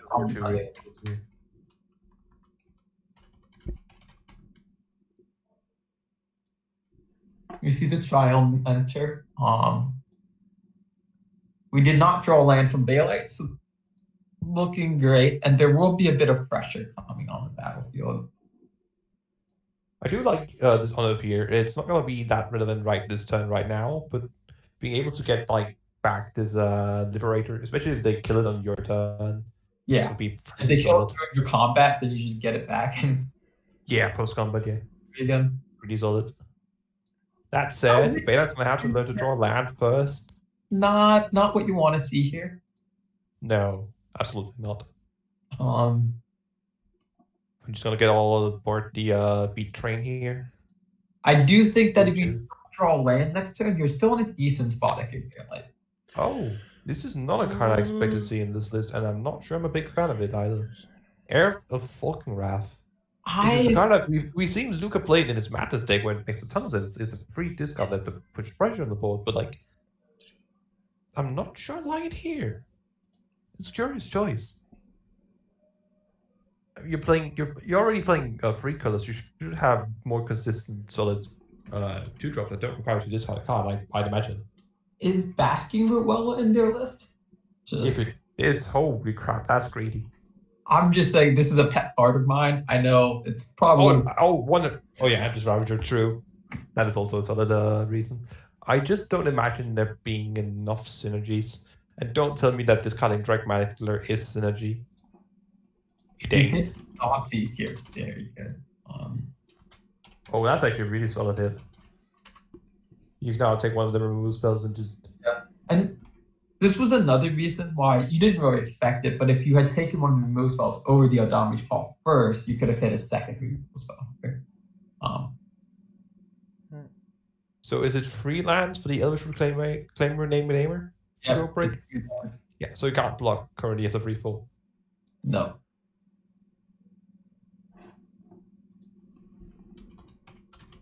But no, yeah, this is a really solid card. Like, Jund is just like the deck. If you want to go big, some sort of Gruul or Gruul, Golgari, or Jund Aggro is probably the big beat downs you can do best. Green probably being the most safe choice. Black green being a solid second, and then Jund for if you're like, fuck it. Greed. Who cares if Monterey is gonna deal 6 or 8 to me with a price of pop, progress? I'm gonna kill him first. Worrying Wasteland about pop here is for the doing a weak. lot.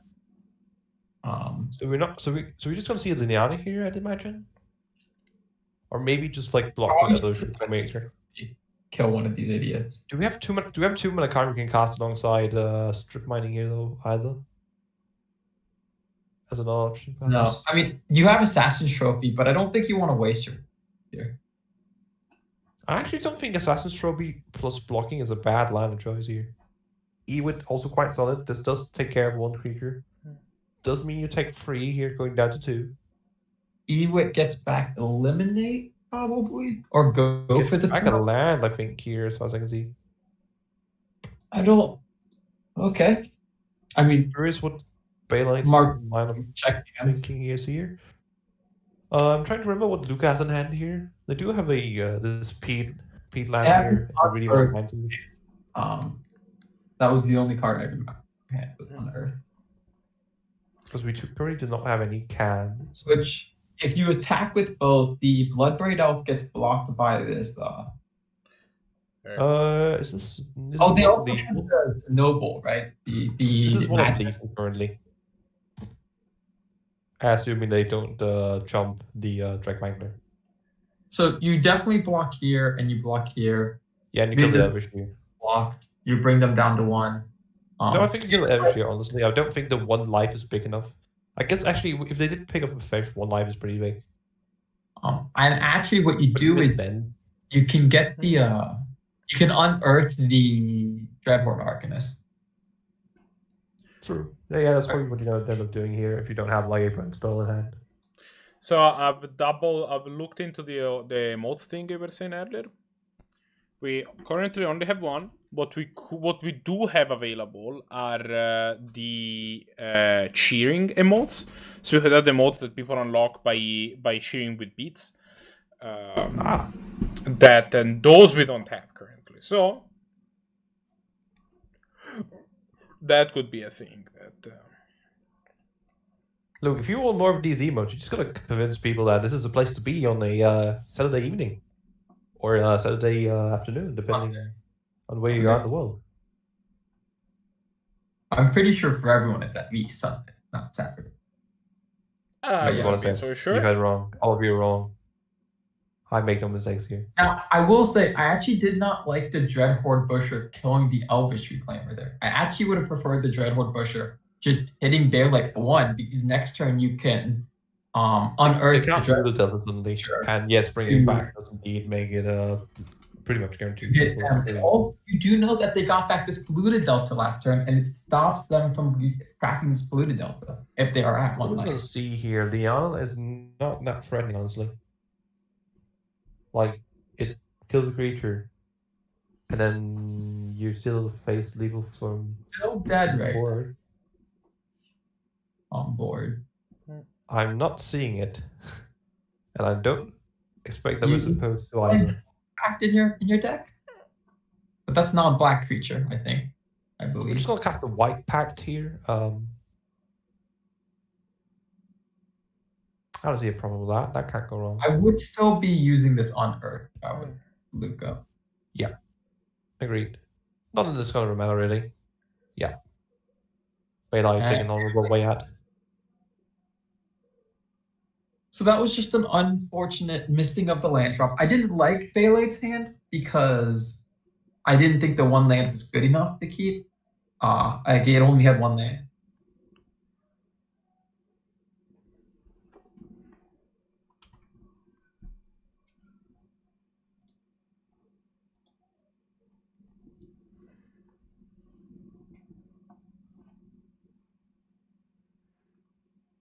But we still can't see the hand here being a bit buggy here on our end.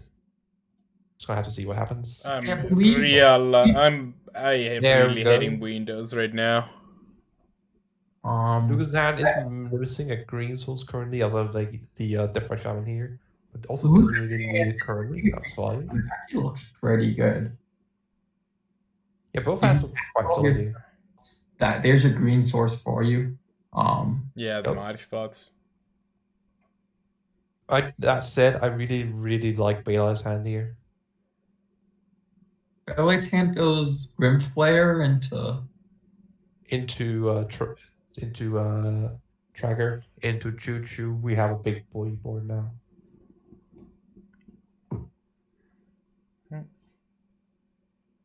Do we know what point spread Lucas is on? I'm curious. We don't at this exact moment, it was but like we triple will lock in like something. a little bit. We've seen any cards that have been pointed from Luca. Maybe Doesn't count as Luha a is game on when 0 you kill point. yourself with a paint I blast. mean, if I'm on Jand, my No starting way. point is like Mox Twist or something. But I can give you the. Yeah, he's on Mox. Is he as yeehaw as to play Price of Progress? Is he There's on no way you yeehaw? put the Predator. You're gonna kill yourself with Predators basically every I time. mean, that's why I'm saying yeehaw. We see the Grimflayer. Do not see a twist. So like I'm trying to think what else it would be. I mean, maybe he's on. Probably not. He's playing Bone Not green. Picker in this list, which is kind of hype. Yeah, I think it's a fine card, but I think as soon as you're like 3 colored, I don't think you need it. There's We see a Electronic word. Tomato. Ah, yes, Electronic Tomato. Yes, indeed. This is a Lurrus deck. This deck could have Lurrus as a companion, by the way. Yeah, that's what like Loma says here. Like this Tireless Tracker is gonna need him to be answered immediately, more or less, because it's gonna take over the game, especially with like a Verdant Catacomb here. It's a card that's just gonna like. It couldn't. Okay. It's just gonna take over the game if it's left on board here. And honestly, like as it's looking right now, your opponent can kind of race you. So you didn't you had like turn 1 short Death Right into 3/2. Yeah, We're gonna see a Luca. trade here. Why are we trading? What does Luca have? Are we that Luca. afraid of the Grim player going online? Is that it? Luca's on 9 points. I'm curious. Can we see Lucas? Unearth doesn't really bring him back. Skyflame Shade, Red Wanderer. I'm curious what the line of thought is here. Oh, See You're this gonna wait one? your turn to get a Verdant Catacomb into play. You can Also, wait until you can play Tire Play Struck mistake. Catacombs Yeah. immediately. Yeah, I guess we're just gonna get a bunch of creatures down here. Do we Do fetch not play, here? do Do you not play want to the, fetch here just to get all the creatures down at the same time? you Is that play, worth it? yes, I wanted to fetch here because What are you trying? Why do I keep thinking that Unearth is CMC 2 or less? I don't Huh? know. What do you say? I keep thinking Unearth is CMC 2 or less. No, it's Why is not. that card just so good? the overboard is small swamps. I'm an idiot. That's fine. Yes. That- Very notably, all swamps. I was so confused, but now that makes sense. Yeah, this is a good line to play. On Earth, brought back Yeah, the Silent Striker here. I presume at some point we might just see this traverse once we have a. Once you have an So we're not gonna run on wall. twos ever. So we're gonna see 2 clues over here, but you do have a bit of a clock from Luca. You have 8 points coming in. If the Silas Tracker's not blocking, which I don't think it is. So if you want to, you can even play like a freaking kicked shade next turn if you feel like it. You could play Kick Shade next turn. You could also just play a normal Shade and then deal And then 2 presumably bring back whatever creature's blocked. Yeah. What's the draw Scale there? up. Wait, is that a become immense or whatever? No, that's scale up, my friend. Make something a 6/4. Close enough. Oh, damn. Well, you could scale up. Am I correct? It's 6 mana to Overload, correct? Yeah, it attacking you is. with that.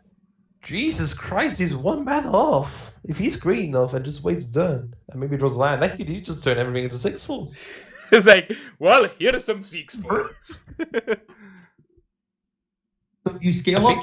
I think he's looking to do that, honestly. Like 10, 11. play 12. the shade here, activate Deathfire Shaman on your opponent next during their turn or something like either just like take a flare or something. Yeah, you probably play the This- shade. And then here. just suddenly if you draw land, just like choo scale up, motherfucker. It's like one of the like probably 3 times in history that scale up has been cast for its overload cost.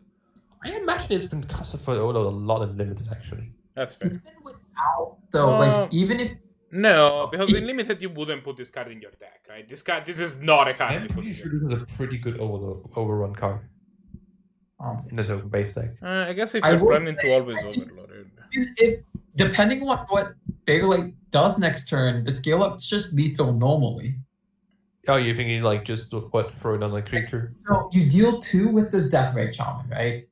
That Yeah, on your on yeah. They go to 9, and then you only have 1 blocker if you, depending on what you do as Bailite. That blocks like the The scaled up 3/2. creature. The scale up is a sorcery.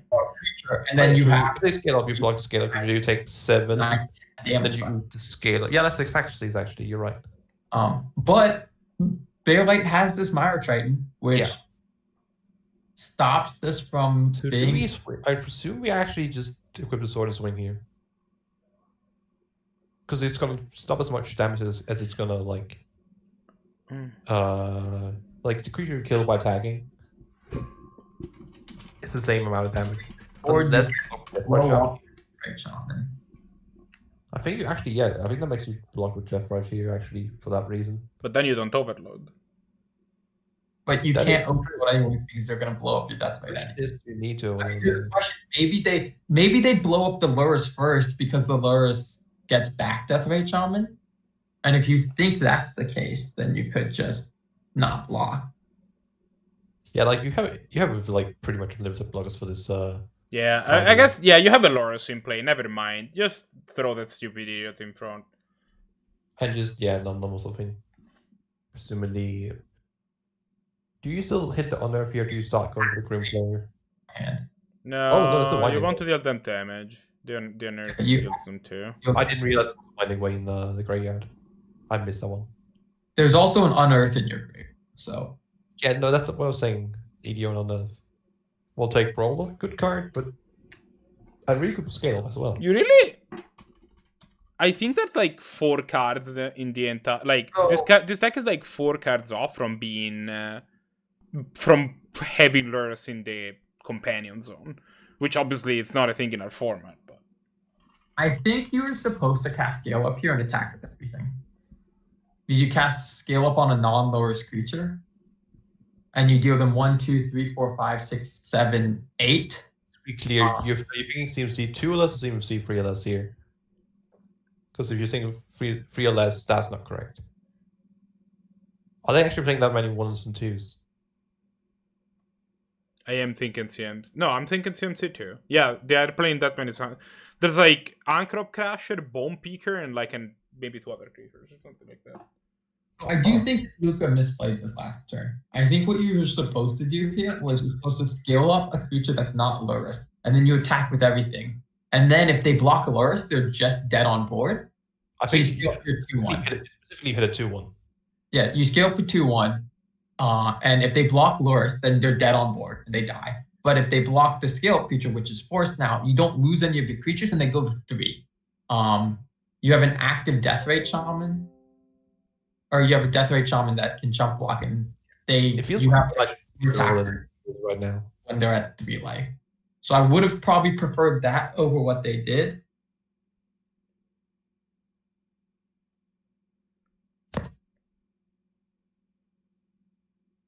Kill the Death by Shaman here, swing with the Talus Dragger.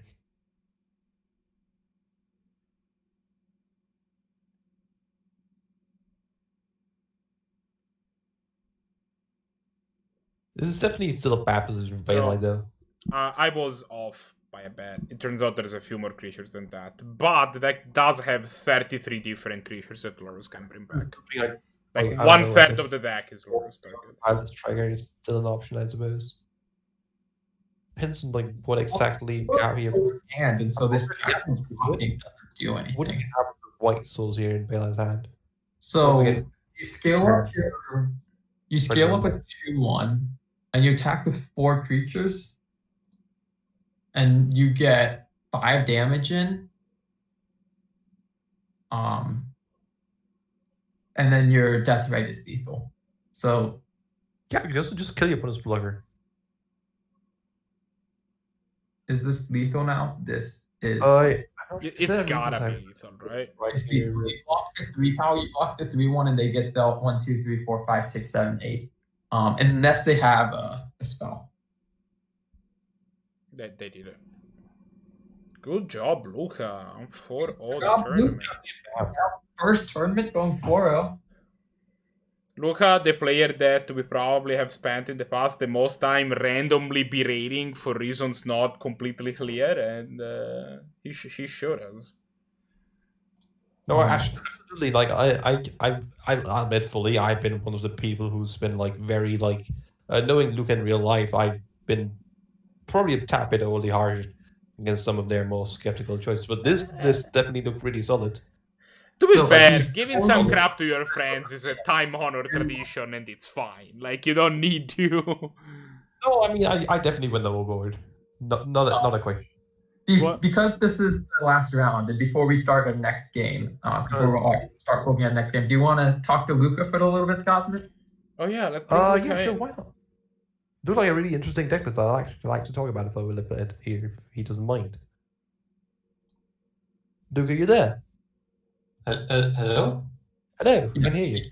Yeah. Hello. So, Congratulations congratulations. and taking down the first tournament of season 8. Thank you. Thank you.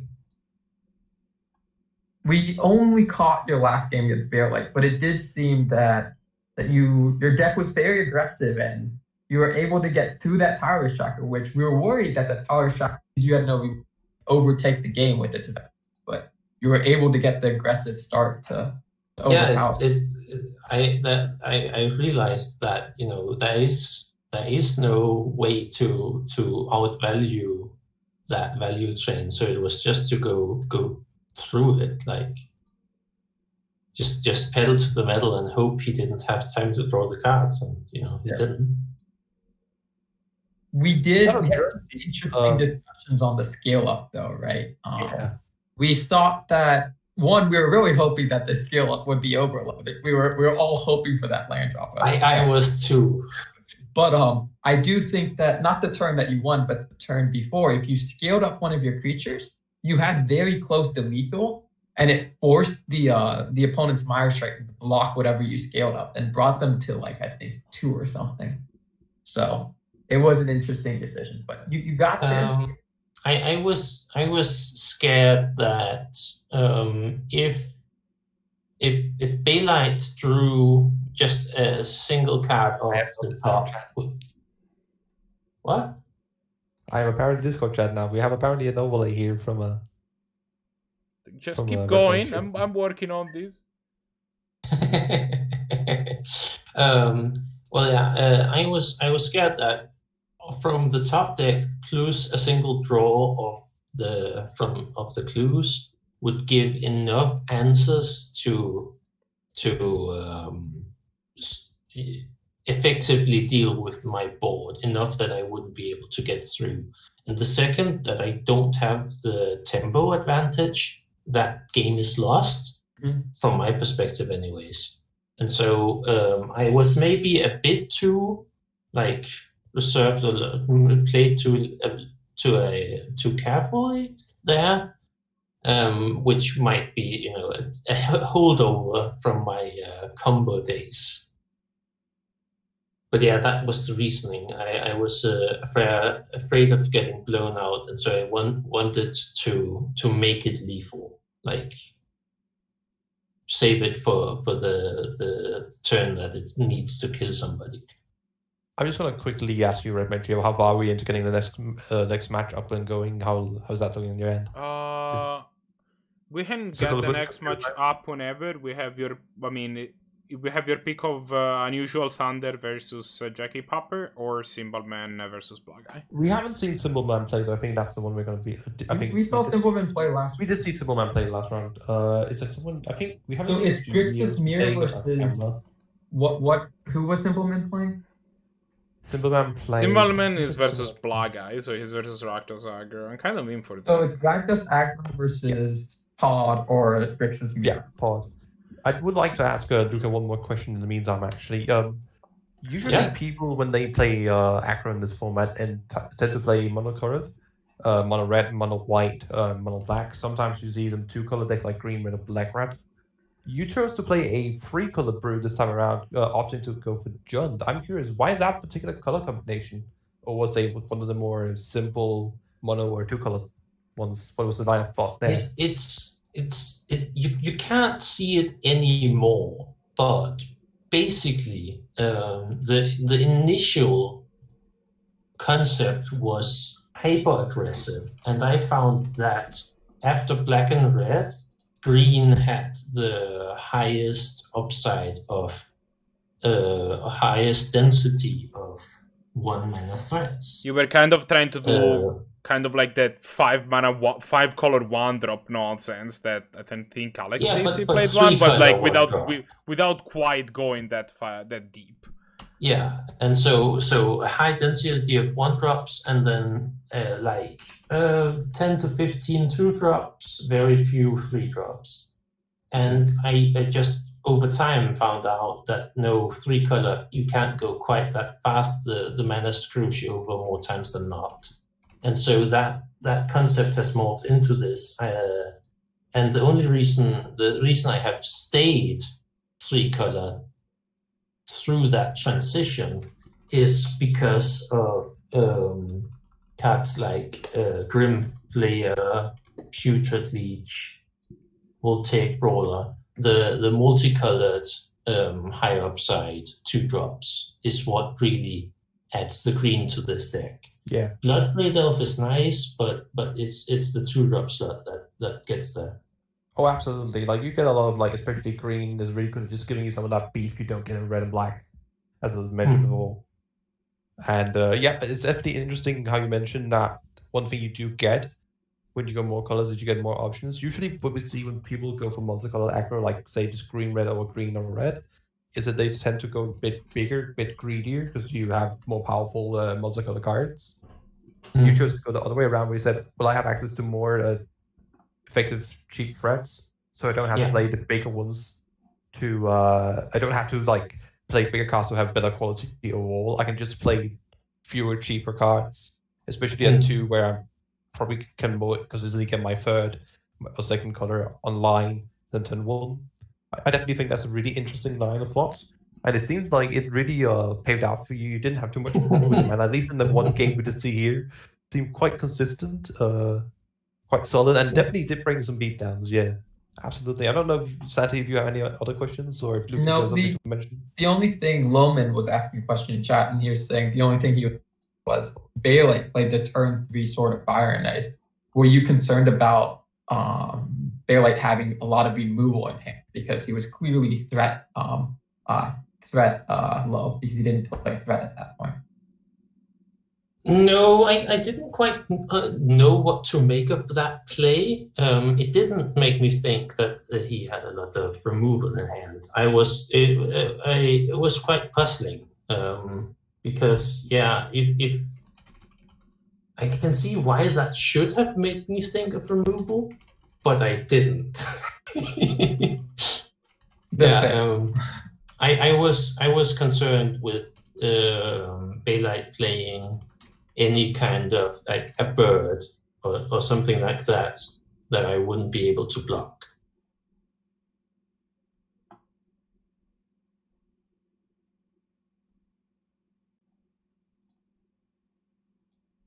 All right, we are getting ready to start the next match. Sadly, while we were interviewing Luca a little bit, the match that like Blahguy's match was kind of being over anyway. So let's just jump to our Grixis fellas. And I want to say some Grixis. Congratulations again to Luca. Thank you for talking with us. Thank you.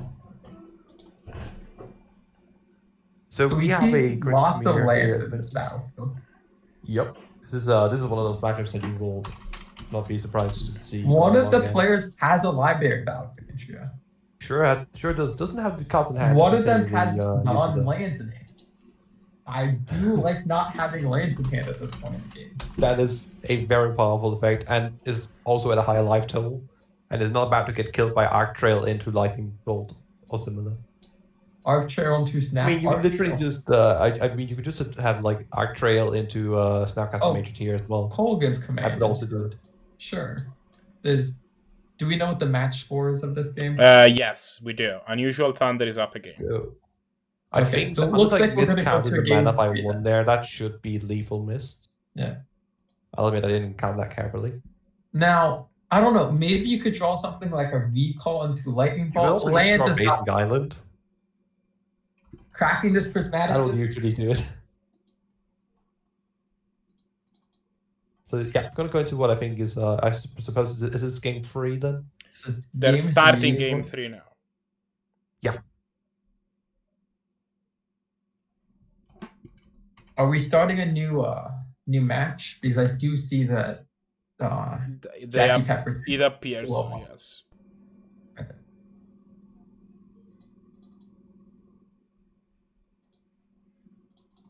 So we came in at the end of that game, and there wasn't much to see, but... Oh, hey, JP.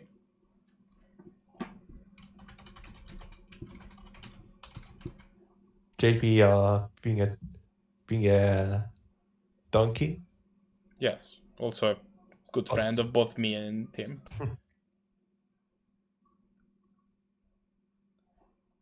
Are we starting up a new game or what? Since they conceded, it seems like, or are we just waiting on the game to update here? What is the state? Or are they actually done? No. We're going in. Oh, yeah, the hand's up now. I don't know what happened to the game then. Game's up. Presumably I get a new one. That's my best guess. Is this a 6-card? But now they swapped. Or is that card from that? Now they freaking swapped. God damn it. It looks like JackyPeppers molded the 5, and I don't particularly like their 5. No, they're swapped. I think it was actually that's UnusualThunder who molded. Yeah. Not had swapped that 5. Then again, I mean, Treasure Cruise is fine. Misstep is okay, I guess. I guess it's gonna be good here. It's gonna counter this Ponder. That miscalculation seems pretty good. Ghastly Demise is okay. Is a card that's in the deck for reasons. I would prefer this card not be in the deck, but I guess it's better than not being in this hand at all. What card did we talk about here? I miss that Ghastly one. Demise. Oh yeah. Exactly. No, I Like- see it. Like, if you told me I had the options of having Ghastly Demise or not having Ghastly Demise, I would like to have it, but Should we just see if we can get the hand switch here in a moment? Yeah.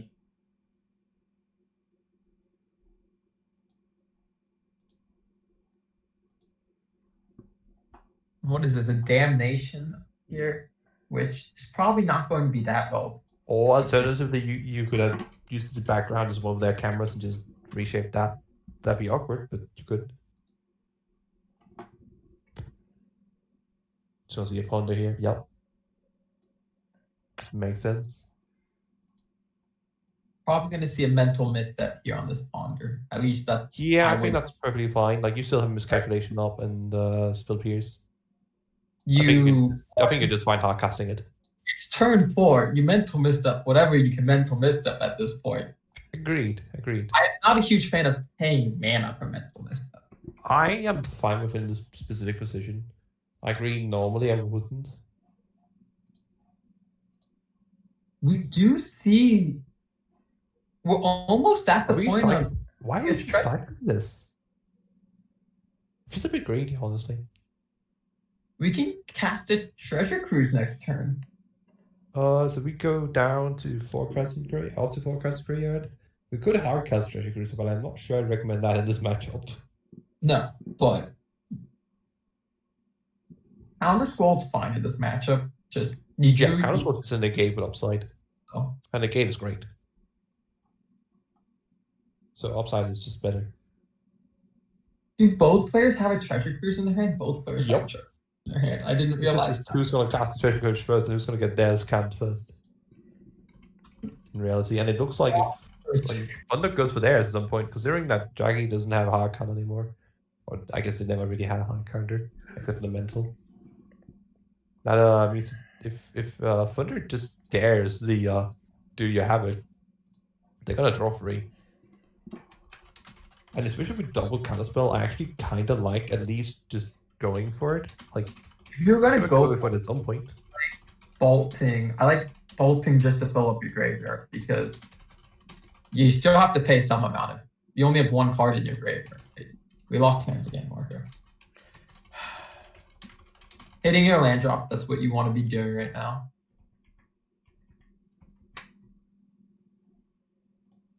I do like the UnusualThunder has not been cracking their fetch lands, and they've just been letting them sit Yeah. around. I like that quite a lot that. too, I agree. Um, If you don't really have a reason to, like, you're gonna want to get, like, maybe I think there's an argument for maybe cracking like one of the non-basic getting ones to get like a tap land, like. it's fair. But I think keeping 1 or 2 around for sure, especially the Vista, We're gonna is really see reliable. Yeah, at there least is one also crack. the thing that like you'd rather, if you want to put, Yeah, no, I for think it's correct example, cracking this the here. like if you have a Triumph in your deck, right? You're not putting that into play because if you draw it, you'd rather draw that at one of your other lands, right? Even if it enters stopped because it can cycle. Dig Through Time was the draw here off of this land crack, which That- is a good draw. That's a magic Um, card. It is indeed, but it's gonna be a magic card when you have no cards in graveyard really. No, And now your We- opponent's just gonna have them back. Like your opponent's just gonna untap cast Treasure Cruise here because you're like tapped out. I do like cracking your fetches now because I do think you're cracking this Treasure Cruise for 2 mana. Yeah, and you want cards to fill back up your graveyard now. Mystic Sanctuary put the Oh, counter. with Mystic Sanctuary. Oh, I actually quite like that. I do like this. And even if you cast your thing, if you're casting it, I think this is a perfectly fine place to attack the Bloodstained Mire just to save 1 more mana. it does mean that it's a 3 mana Treasure Cruise now, but I do like this because hopefully you're gonna hit a land drop off of this. Wait, and shouldn't play. it be only a 2 mana? I thought it was only No, 2 mana. you put counterspell back on top of your library. Oh, right. So No, you but it was- remove that card from your graveyard. Oh, I realized why I was looking at hand size instead of the creator size. That's why. Doesn't Cleansing make- Wildfire could come in clutch against a Library of Alexandria at some point this game. True. This is the matchup where you wanted, if you wanted at any point. Today. We are picking up Counter Squall. Wait, are you gonna? I think you just want to keep mana up for your double count. Yeah. I guess you can't do that because you didn't have your mountain, Well, you did. You drew your mountain. You drew your mountain off. which of is why you didn't have it. I do think you just want to hold up mana Right. though. Onto Yeah, absolutely. you definitely don't want to cast this Royal Science, which is the only thing you would cast. I wouldn't lie. Little tips would just let the counterspell resolve and hope you hit like the wildfires and. Letting this counterspell resolve, and then I'm casting this dig through time for my graveyard, which I can't cast actually. Because No, I agree. I've seeing how Woodman's playing. He's too scared of there being another counter. well, you can't actually counter. But the cast funny thing is, you know, Countersquall is one of them because your opponent didn't play Countersquall here, and that was a mistake. Yes, you should have played counterspell there because your opponent knew about it, and it is the one that counters. That has a limitation. Interesting. Yeah, because you can't actually hold 2 guns plus up, so I like the dragon here. Mhm. Charter Course. We are missing. I Jackie- don't know why Charter Course is in that deck. Actually, no, that deck does play Delver and such. No, mind, I think it's a more threat. I was thinking wasn't a Charter threat. seems fine here. Yeah. It would be worse in a deck like Woodman's, where it's like you have like almost no threats, and the threats are like. Or Bob. Mana Damnation. I don't hate countersqualling this, and if they spell pierce it back, it's Like, it's whatever. not the end of the world. You lose like 4 for a flyer. Yeah, you lose that's one that's player. fine. It doesn't mean that the spell actually did something, which is That the means more. we can. This means we can pretty much just slam more. But now you get the yeah. Royal Scions, which is not a That's problem. fucking sweet. After it enters the battlefield, and you draw 4 cards and deal your opponent 8 damage. Yep, and you can just get to. Yep, this is nice. I think you want to play the science Play before a you get close. Play the Royal Scions. I think you want to actually chart a course first.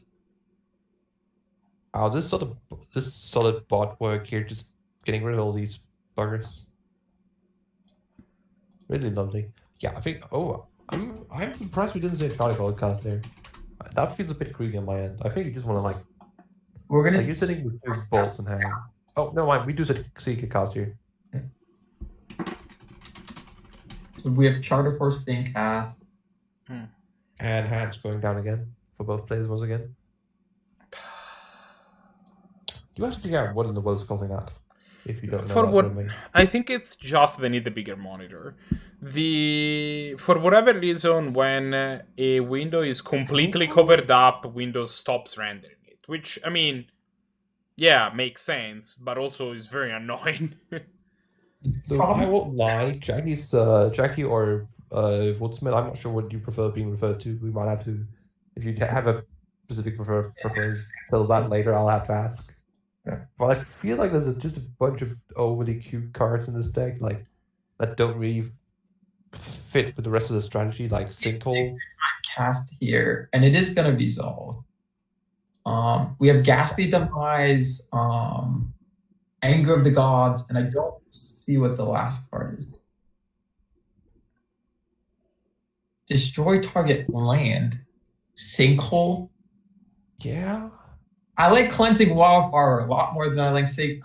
agree. Because like the reason you want to play a card like Sinkhole or something like that is to get rid of utility lands. So if that's the primary reason, then cantripping is better. That means that it's not ever just a mediocre card like as it was a cantrip.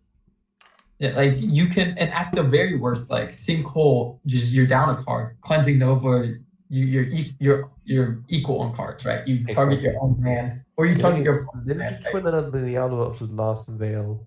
I do like the Liliana here. Like you just get rid of all your bad cards. Just slam. I just like slamming it here Okay. and just start plotting it and just get rid of like Sinkholes and Angers So- and such. Probably Anger first. Lily.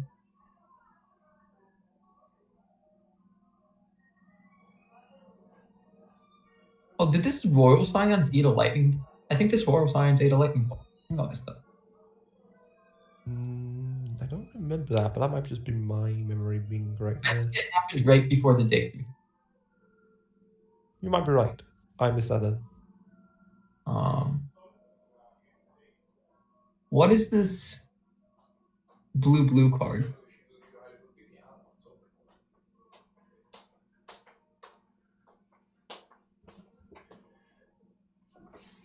The Deprive. I mean, don't get me wrong, though, man. Sinkhole is a great card. I just don't feel like when you're playing a very control-based Grixis list like this, I don't think that's where it's exactly at its best. I'm a big fan if it is a more tempo-heavy deck. Like you said, to keep one just relevant. Land, but it costs black. It's and it isn't a deck that's playing 3 color, that's black. That too, yeah. I still think that's doable if you really want that sort of thing. Wasteland's bad, it's just the mana sword. When Sinkhole's bad, you're wasting a card.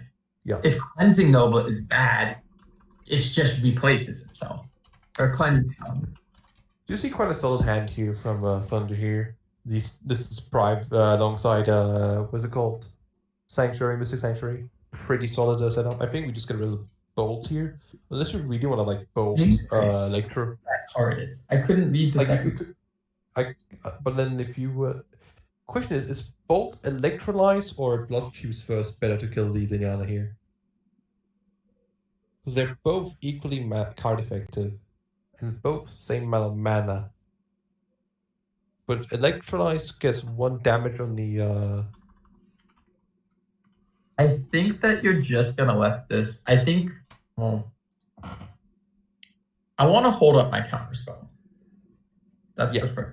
Now I would have wished I had the Bolt here, Bolt the Leander in response. I guess we can't because you hold priority. I would Electrolyze, just deal one. one. Just see if you find something bad to discard afterwards. Just to see what. Oh, they do 1 to face, which makes sense if they think this Blood Chief's thirsty. Yeah, then it's got a Lightning Strike here. Lightning Strike, discard Lightning Strike, it's fine. I'm not sure if you did what you discard here against Jackie. Either the Anchor or the Splinter Twin. Yeah, Splinter Twin's not great here. Like you next turn you're casting Blood Chief's Thirst on this this Lily, and then you're going to keep 2 counter spells up. Oh. And wait until you draw 4 cards with this War Silence. Or you can draw. Did somebody say draw a bunch of cards? And now you just like deprive something, get back Mystic Sanctuary? Oh boy. You don't cast him. Honestly, don't even cast him here. No. Your opponent's playing Liliana. Let them discard their own cards. I mean, they're not gonna have a Liliana, I think. But I mean, you get to kill their Liliana. True that. Right. True, if you're getting Liliana, yeah, I suppose that's actually true. But they now have no cards in hand, no non-land cards for whatever they do. Yeah, true. Yeah. And you're gonna be in a couple of turns. You're gonna be altering your Royal Scions here. Royal Scions. Get rid of this wooden. Tombstalker. Hello. Hello there, sexy. We drew an Underground Sea. No, you cast the Tombstalker. So I want to ask you a question here because I'm unsure, Santi. Here, would you play the Underground Sea there, or would you keep it in hand for something else? It depends very heavily on your list. If you are playing a significant amount of draw 2 spells in your deck, things that can like draw multiple lands, I would play it because keeping it in your hand isn't doing anything. You're not holding too much information up. If you play a land, if you don't play a land, then you just say go. Your opponent's not going to respect anything you have in your hand. Especially, I mean, I know they have 2 counter spells, but I would probably keep this Swamp because this Swamp is actually pretty bad to play. I do know you play cards like Faithless Looting as well, and this Swamp is good for that. This game is pretty much over. Yeah, now we just like cast, draw 3, or I don't know. Probably just draw 3. Oh yeah, another dealing clean. Yeah, I mean, after this game's been over a while. After the Ancestral, it was just academic. Like it's just like even before that, it was only just kind of academic. Yeah, the Deprive loop even. I think Unusual was definitely like. Let me put it this way. I think if Jackie drew their own ancestral and somehow resolved it past this wall of counter magic, it would still not be enough. Yeah, and this is going to be lethal next turn, even without Divinity Link. You can just like untap because of Bolt. That's 10 damage. Look at their hand. Let them keep this Pestamite. Although, Nah, I can still do they cast get it, Pestamite? I presume. Or they're looking to cast it. Look at their hand. Their hand is amazing. Give it a leak. This is like raisins. How did I know you were going to go for that one? How did I just know? You can let them keep this. It's not an uncounterable creature with flash or something. Agreed. Like, oh, you put Mana Drain on the bottom of your library? the hubris. Target yourself with click and you put Mana Drain on bottom? Hubris. Top, I think? No. They put Mana Drain on Oh, bottom. it's bottom. Click. Alright. This game's actually finally over. It's Yeah. We're seeing a concede here from Jackie, seeing that the game is way out of hand. And they're facing lethal on board here. So that's our last game there for the evening and for the tournament. So that is all we actually have for this evening, folks.